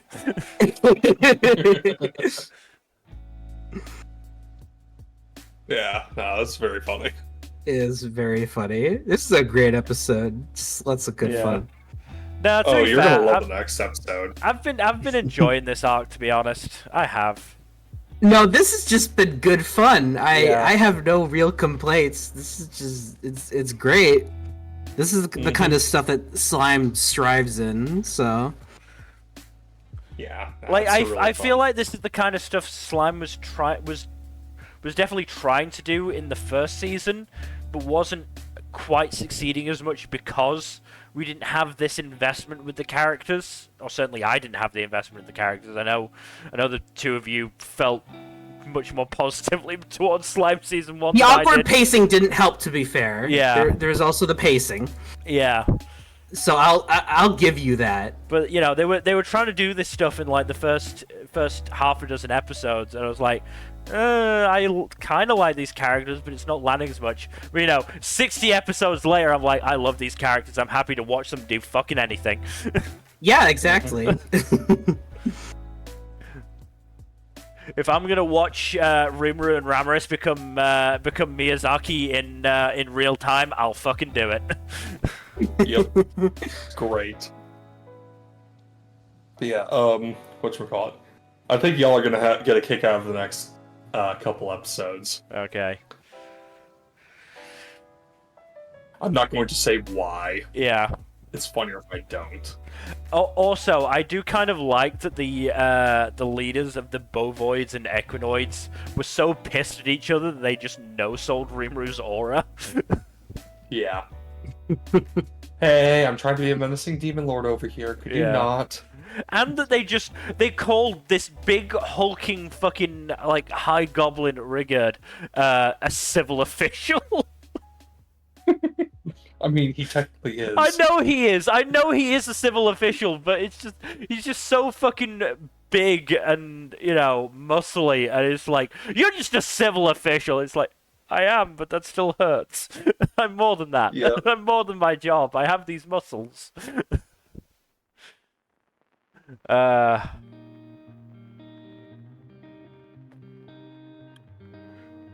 What else is there? Rimuru has a new sword now, which is interesting, and apparently he wants holes in it for some reason. He clearly wants to imitate Cloud. I was gonna Yeah, go it's with, for the materia. I was gonna go with the Nosuke. Oh, that too.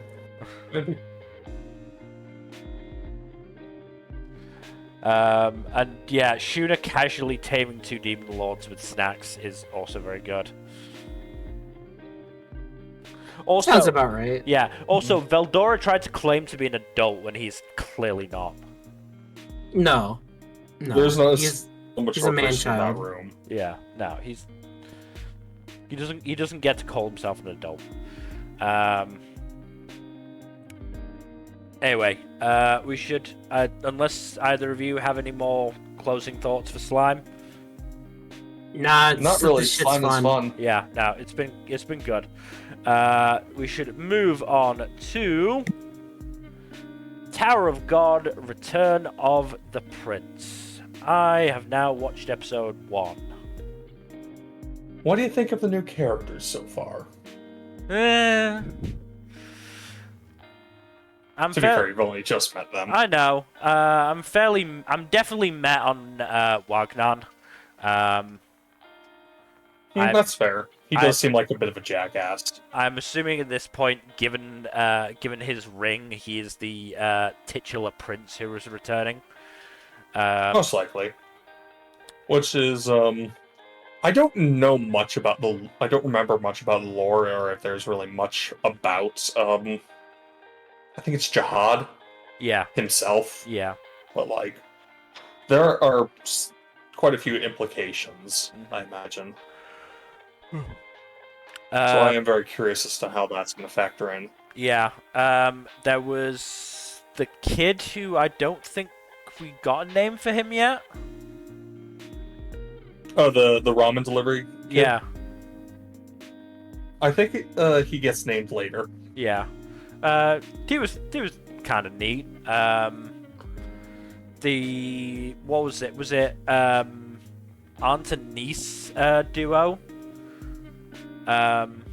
Yeah, I think so. Yeah, they were decent, and Akraptor and Horiang seem fairly interesting thus far, and Bomb's in his edgy phase. It'll be interesting to see what he does. Yeah, it is very funny to see people reacting to him being overpowered and shit. I mean, it was kind of amusing that they just ended up sitting there for basically until Akraptor came in. Yeah, no, that was funny. Like, yeah, we're just a bunch of dudes sitting around doing nothing. Yeah. Want a candy bar? And yeah, I gotta give props to Wagnon for activating Bomb's pro tag flashbacks, so good for him. Yeah. But yeah, it's one of those things of it's been so long since the first season that I don't remember a huge amount. Thankfully, there was a bit of a recap at the start. That helped. Yeah. I think we got a bit of a refresher with one of the princesses. I think it was Yuri. Yeah, Yuri. I believe the weapon she recovered was the one she gave to Bomb. Yes, it was. Yeah. Well, she also recovered the other one that I think it was a knock had as well. Ah, okay, yeah. So she has 2 of them now. Ah, yeah, okay. But yeah, the issue is it took most of the first season for me to get invested in the characters, and now 95% of them have been thrown away, and we're just focusing on Bomb, who was the least interesting of the characters. In fairness, we are likely going to get a bit more interesting stuff with him now that his whole thing has been upended. I guess, but I don't know. I feel like I'm gonna struggle here. I make no promises. Well, at least you got it dubbed. Yeah, I do. But I still make no promises as to how long this is gonna last. That's fair.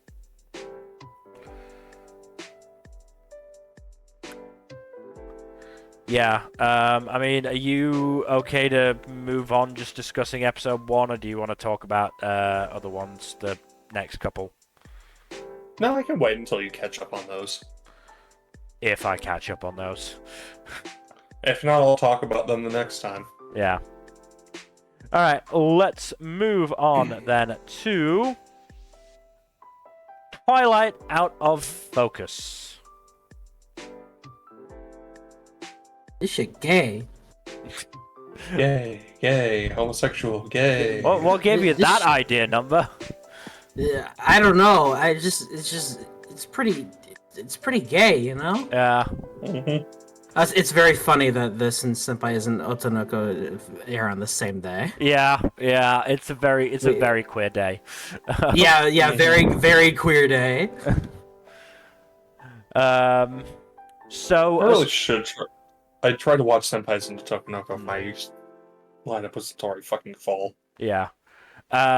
So as far as I know, this is basically we're now done with Hisashi and Mao story, and we're gonna move on to I think it's Ichikawa and the film club president that he's got a rivalry with.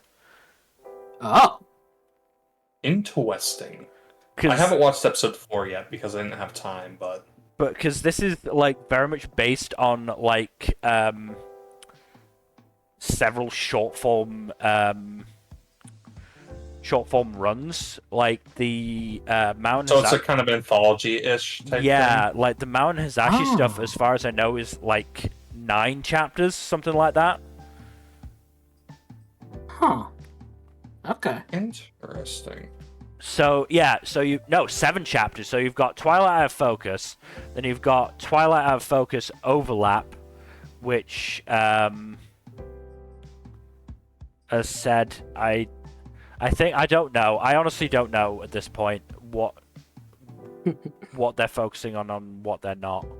I mean, it says there are 4 things it's adapting. So it's Twilight Focus, so Ranzo slow motion and Yoi monologue. Yeah. So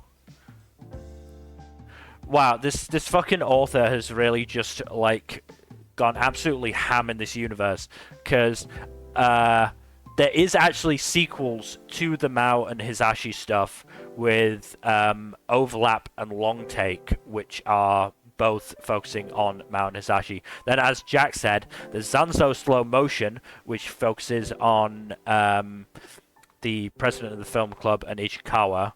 And then there's Yoi Monologue, which covers 2 other fucking characters in this school. What is this yaoi cinematic universe, bro? What? I don't know. This actually reminds me of a Yuri manga I've read that had a similar approach of being like a kind of sort of pseudo anthology thing. Yeah. Huh. So, I obviously Mao and Hisashi are still going to be part of the story, but they're going to be taking a backseat to Ichikawa and the film club president and their hate fuck relationship. Interesting. Also, they got these 2 fucked. Yeah, no, they fucked. Oh yeah. They fucked a lot. Yeah. Good for them. And Mao wanted to film his first time. That was a little odd, but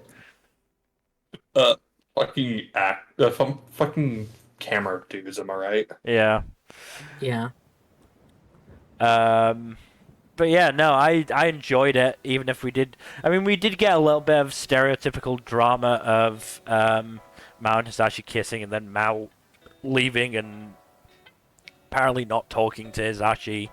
At least we did get the promise that they would talk, and then they eventually did talk, and then they immediately after that fucked. Good for them. But I thought it was done pretty well. I like it. I'm down for more stories. Sure. Also, Hisashi's teacher. Wow, what a fucking terrible dude. Yeah, fuck that guy. I didn't expect all that. Yeah, I am glad fucking Hisashi snapped and went off on that asshole. No, good for him. Dude's a creep. Yeah. Absolutely called him out. I also read the manga a little bit for this and did actually see that scene, which was uncensored. Hisashi was the top in that relationship, just so you know. Oh. Interesting. Huh. That is interesting, huh? I don't know what Did not expect that. I don't know what that says about that teacher, but yeah. I mean, there are a lot of unkind things that could be said about that teacher, but Yeah, I could say a lot. I mean, Hisashi's family is also kind of terrible as well, so, you know. Yeah.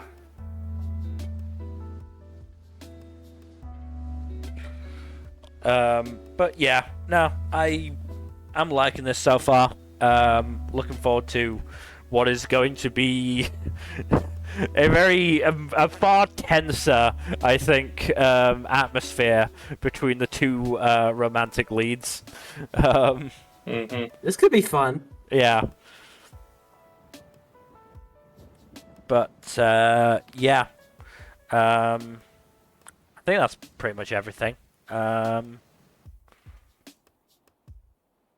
Either of you have any last words for Twilight Out of Focus for tonight? Nope. Not really. No, I'm just impressed that Studio Dean seems to be going all in on their expanded Yaoi universe here. Yeah, the gay glowing shapes have been showing up a lot in this one, if nothing else to censor things. Things that were far more explicit in the manga. Yeah, I'm sure. But let us move on to VTuber legend: how I went viral after forgetting to turn off my stream. I'm gonna assume you dropped this milk. Yeah, I dropped it. Oh, that's a shame. It's a very fun time. I just don't think its comedy is my kind of thing. No, that's fair. Were you at all interested in this one, Nmbr? I forget. Just a little interested in it. And I don't know if I'll watch it this season, but I'm willing to at least put it in the backlog. It's very fun. There is a lot of humor is had at the protagonist's expense, but she is also a very, very much a disaster person. No, that's what I'm gathering. It's very fun in that regard. Yeah. Also, there's just a lot of just a whole lot of the. It's not even subtext. It's just straight up text at this point. That's it's pretty clear that Awayuki is some kind of sapphic. Very good. Because, yeah, hard to say how firmly the rest of the ladies in the cast fall on that spectrum, but there's at least some teasing here and there. Others are just like outright propositioning one another, so that's fine. Right. Wonderful. Yeah. It's a fun time, honestly. The fact that this has been so openly gay gives me hope for Naranare. Yeah. I mean, A lot of gay this season. Yeah. From what I've heard, like, this is actually kind of reflective of the VTuber scene, because apparently a lot of them just, like, flirt with each other quite a lot. I don't know. I don't really go there. From what I watch some VTubers every now and then, and yeah, that sounds more or less accurate. Also, Ayane Sakura is clearly having a fucking blast voicing the main character. Yeah. But yeah, no, it's a fun show. The vocal performances are all very fun. It's kind of interesting to see like how they play with the facade of the VTuber. And also just all the drunken antics and the flirting. That's nice. Yeah, I'll probably give it a try at some point, because I was certainly interested, but with how stacked this season is, it's a little hard to, make time for it. To be right, but this is a surprisingly abundant one. Yeah. It's been pretty busy.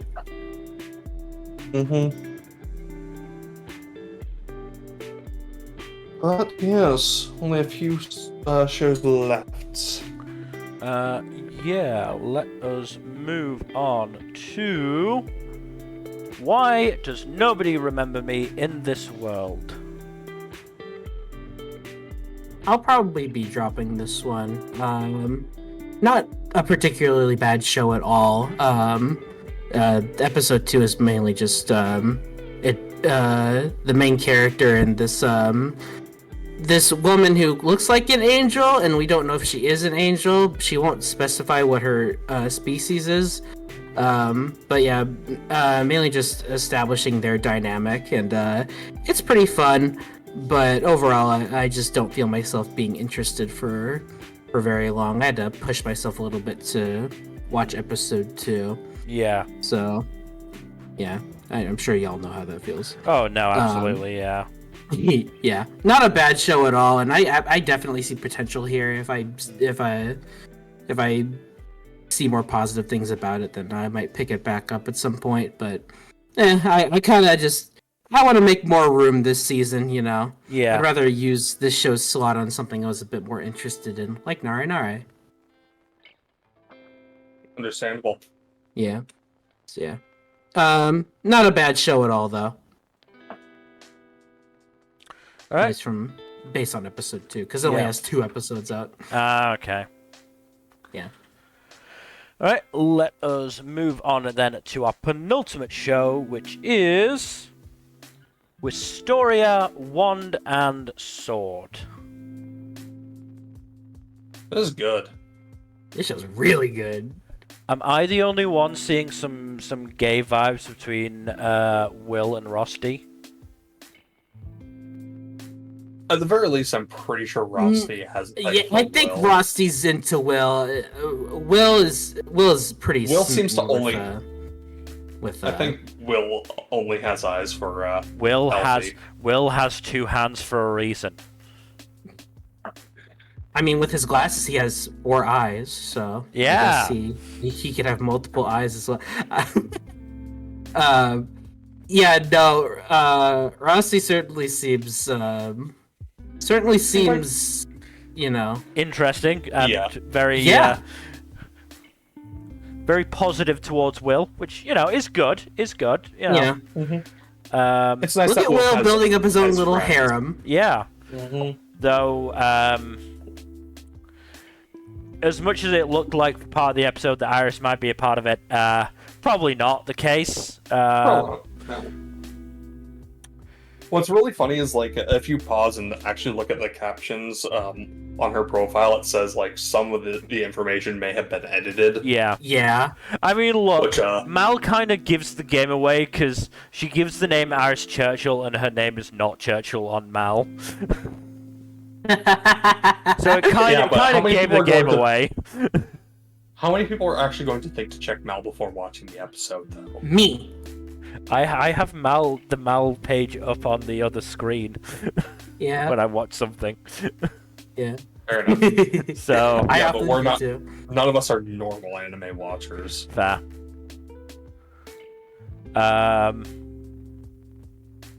The Vandas were quite interesting. Yeah.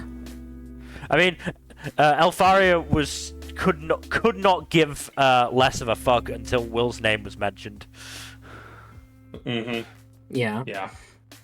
And it does. The other guys seem pretty fun. Yeah, no, I like the other 3.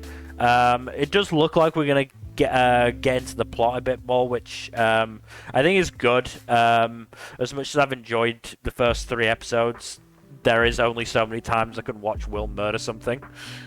Yeah. Yes. As well. Yeah. Watching him murder things has been incredibly fun.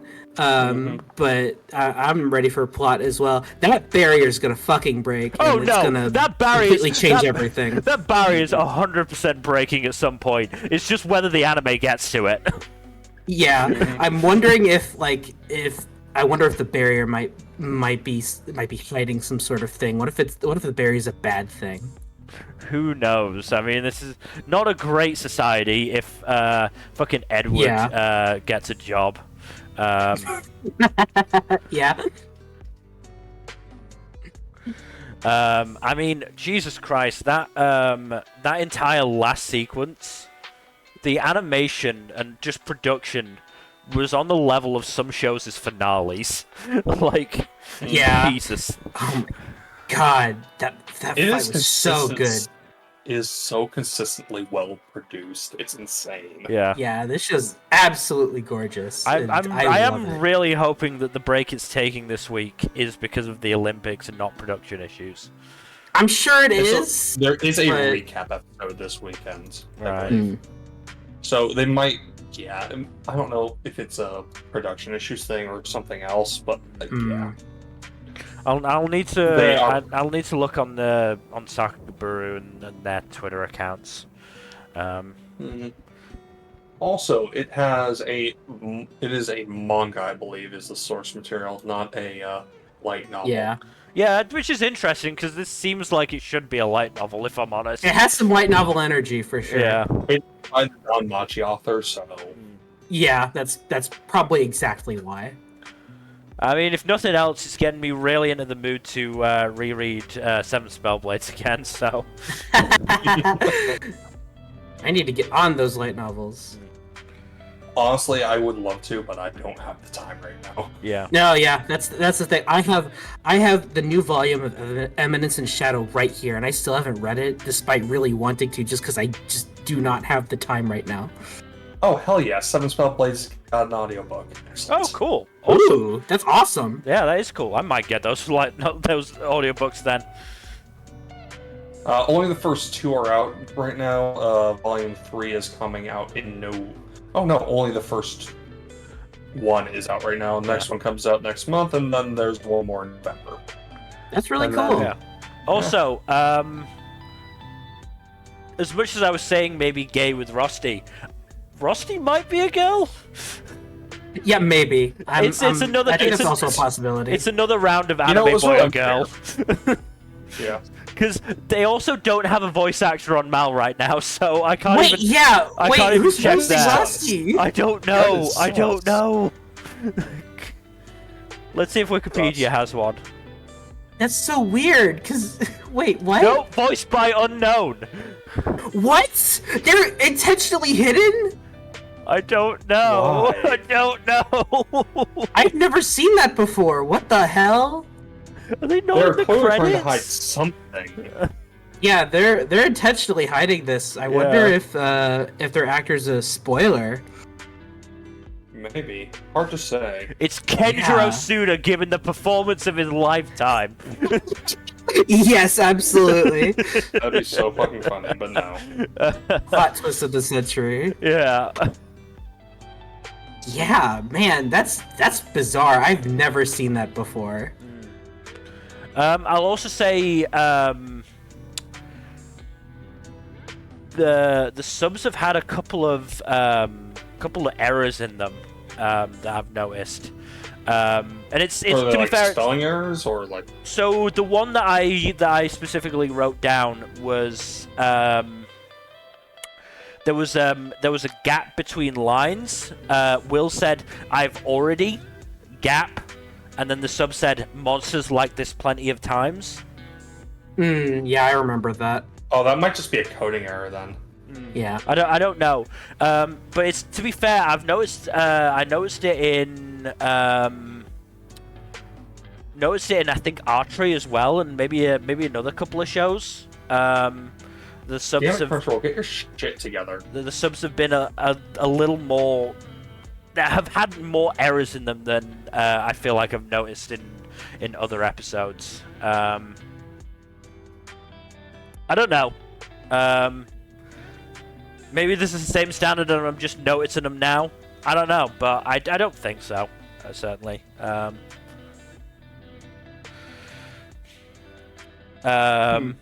But yeah.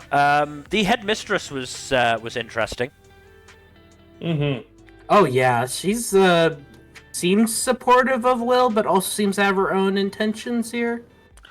It seems like she sees something in Will that's exceptional. In the same way that Iris seems to notice it. Mm-hmm. And that one Vandit, I can't remember what his name was. I think he was he the Storm Dude or Wind Dude or whatever. I think it was the that? Lightning Dude, yeah. Lightning Dude, yeah. Seemed to be interested in Will. So yeah, there's definitely something interesting going on behind the scenes there with Will.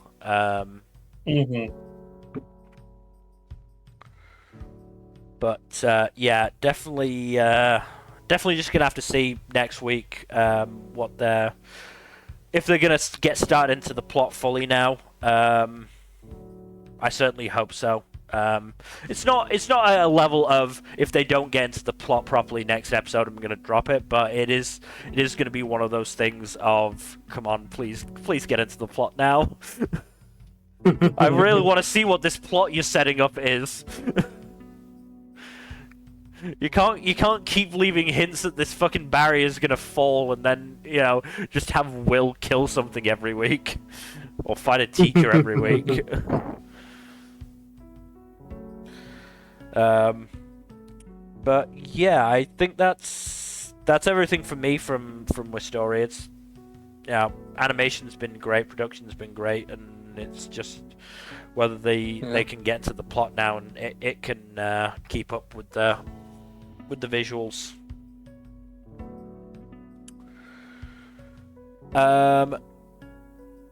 So yeah, I think we can move on to our final show, which is, of course, Yatagarasu, the Raven Does Not Choose Its Master. Holy fucking shit. This was the climax. This was basically the climax to, like, the first arc, first saga, whatever you want to call it. Because episodes 12 and 13 is, like, basically revealing that, as has been suspected among us in the audience for quite a few episodes now, Asebi is not a good person. Asebi is sketchy as shit.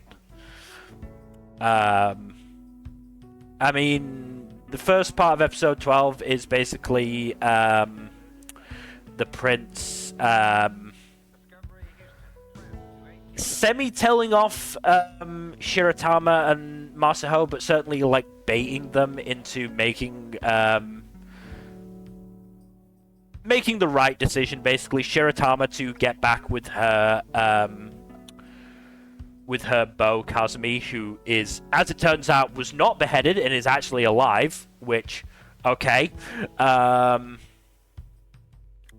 And then Masaho realizing that she would not be a good choice for the Kinu's consort. So,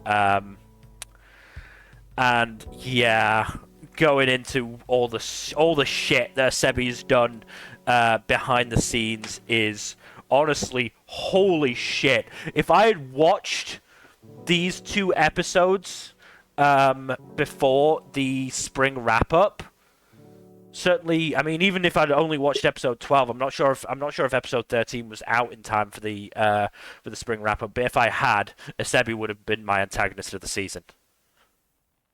Oh, so no doubt. She's the.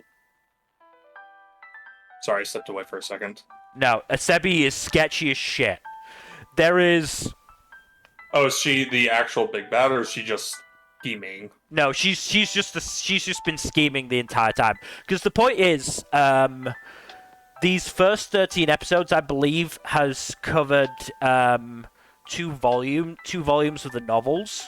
But the interesting thing is, the first volume is the events from the prospective consort's point of view, and it ends with basically what happens at the end of episode 11 with the prince just turning up and saying he's going to pick a consort.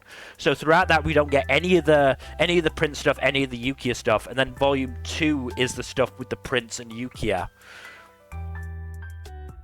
And so it must be so interesting for the people reading it to have gone through this volume from the point of view of these consorts and been like, wondering if Asebi is sketchy or not, and then getting to the end of the next volume and getting to these episodes 12 and 13 and realizing, holy shit, she wasn't meant to be there in the first place. She's the second lady of the East.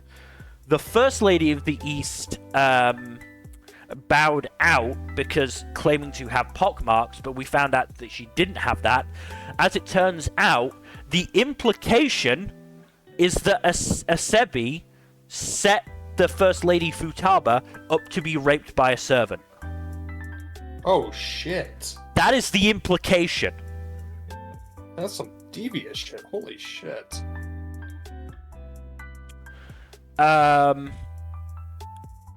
It seems that this servant was very much obsessed with Asebi, and Asebi used that.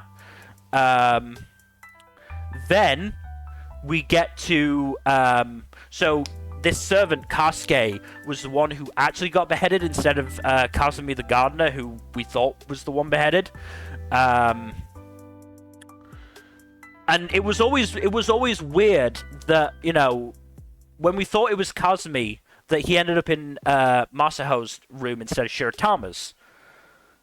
And Asebi tries to claim that she tried to get Kasuke to come to her, but again, he ended up in Masaho's room. Again, it seems like Asebi basically engineered things. Because basically she said in the letter to Kasuke, oh, come to the room with the red kimono outside of it. There were 2 red kimonos at that point, Asebi's and Masaho's. Asebi knew that her lady-in-waiting, Ukogi, would take her red kimono down, because Masaho's had already been up for a time by then, leaving only Masaho's out. So Asebi sent Kasuke after Masaho after, you know, as I said, the implication is that he had already raped Futaba. There's also the fact that it seems very clear that Asebi was manipulating Fujinami, who is the prince's younger sister, into basically doing everything Fujinami could to help Asebi's cause in becoming the Kinu's consort. And to the point of basically manipulating Fujinami into murdering her own lady-in-waiting by accident. Oh, damn. Like, yeah, it's fucking hell. Like, the depths to which Asebi fell to in this episode, or was revealed to have fallen to, fucking hell. And then there was this shot of, you know, giant demonic-looking crow around Asebi, which, yeah, what? Bad? Yeah, not a great sign. Yeah, it also turns out that Hamayu was still in the Cherry Blossom Palace with the rest of the consorts. Masaho had basically sheltered her, and the fucking prince picked Hamayu, because apparently they have a past. So all of Asebi's bullshit was for nothing? Oh, 100%. No, the prince outright said that he loathes Asebi. Nice. She got the worst ending. And I... Wait, who got the worst ending? Asebi. Asebi got the worst ending. Shiratama and Masaho got good endings, to be honest. Oh, that's good. Like, Shiratama ended up with the man she loves. Masaho ended up with her freedom, basically. Not having to be a part of the court games that she is not... She does not want to deal with. She may also be joining a monastery or a whatever the... What's the nun equivalent of a monastery? Nunnery. Nunnery. Might be joining a nunnery of some kind, I'm not sure. But yeah. And then, yeah, episode 14, we've basically started a new arc. We've had a time skip of 2 months, and there is a new drug going around that is basically driving people almost insane and into basically forcing them to turn into their crow form and, like, feral, turning them feral. There's also this, like, at least one, like, monkey beast, giant monkey beast thing that's going around killing and eating people. Yeah, shit's going down. And as much as Yukiya has gotten out of the center and is back home, unfortunately, all this shit is happening at his home. And so the prince just turns up one day and is like, it sure would be nice if I had Yukiya to help me again. And as much as Yukiya's trying to play the idiot second son role, it's not working. And Yuki has been dragged into this bullshit all over again, which, poor boy, but I love it. Unfortunately, because of the Olympics, 3 fucking weeks off. Well, jeez. And it ended up... How long is the source material, anyways? Quite long. We're not getting to the end. Didn't think so, because I heard like 2 volumes for 13 episodes, and it's only 20 episodes, so I was like, yeah, probably not gonna get much more. Let me check. Where is it? There. There is no list of volume. 10 It's not 10 a very volumes. popular- 10 volumes. Ah, yeah, that makes sense. Oh, it's completed. No, I don't believe so. They are still releasing volumes, so- just a bit slowly. Hmm. I mean, there was a big gap between the end of the first part and the start of the second part, by the looks of things. Because the last one for the first part came out July 2017, and the first one for the second part came out September 2020. Gotcha. Yeah. This has been going on since 2012. I would pay an extraordinary amount of money for this series to get licensed. I really would. I'm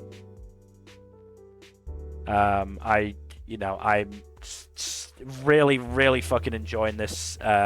Really enjoying the series. This, if it manages to keep things up in this next 5-6 episodes, this is genuinely going to be a contender for Anime of the Year for me.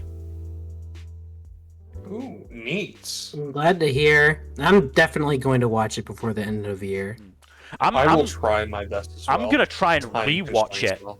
Once it's finished, I'm gonna try and rewatch it because I feel like there is so many little plot hints and threads that I may have actually missed on my first time through.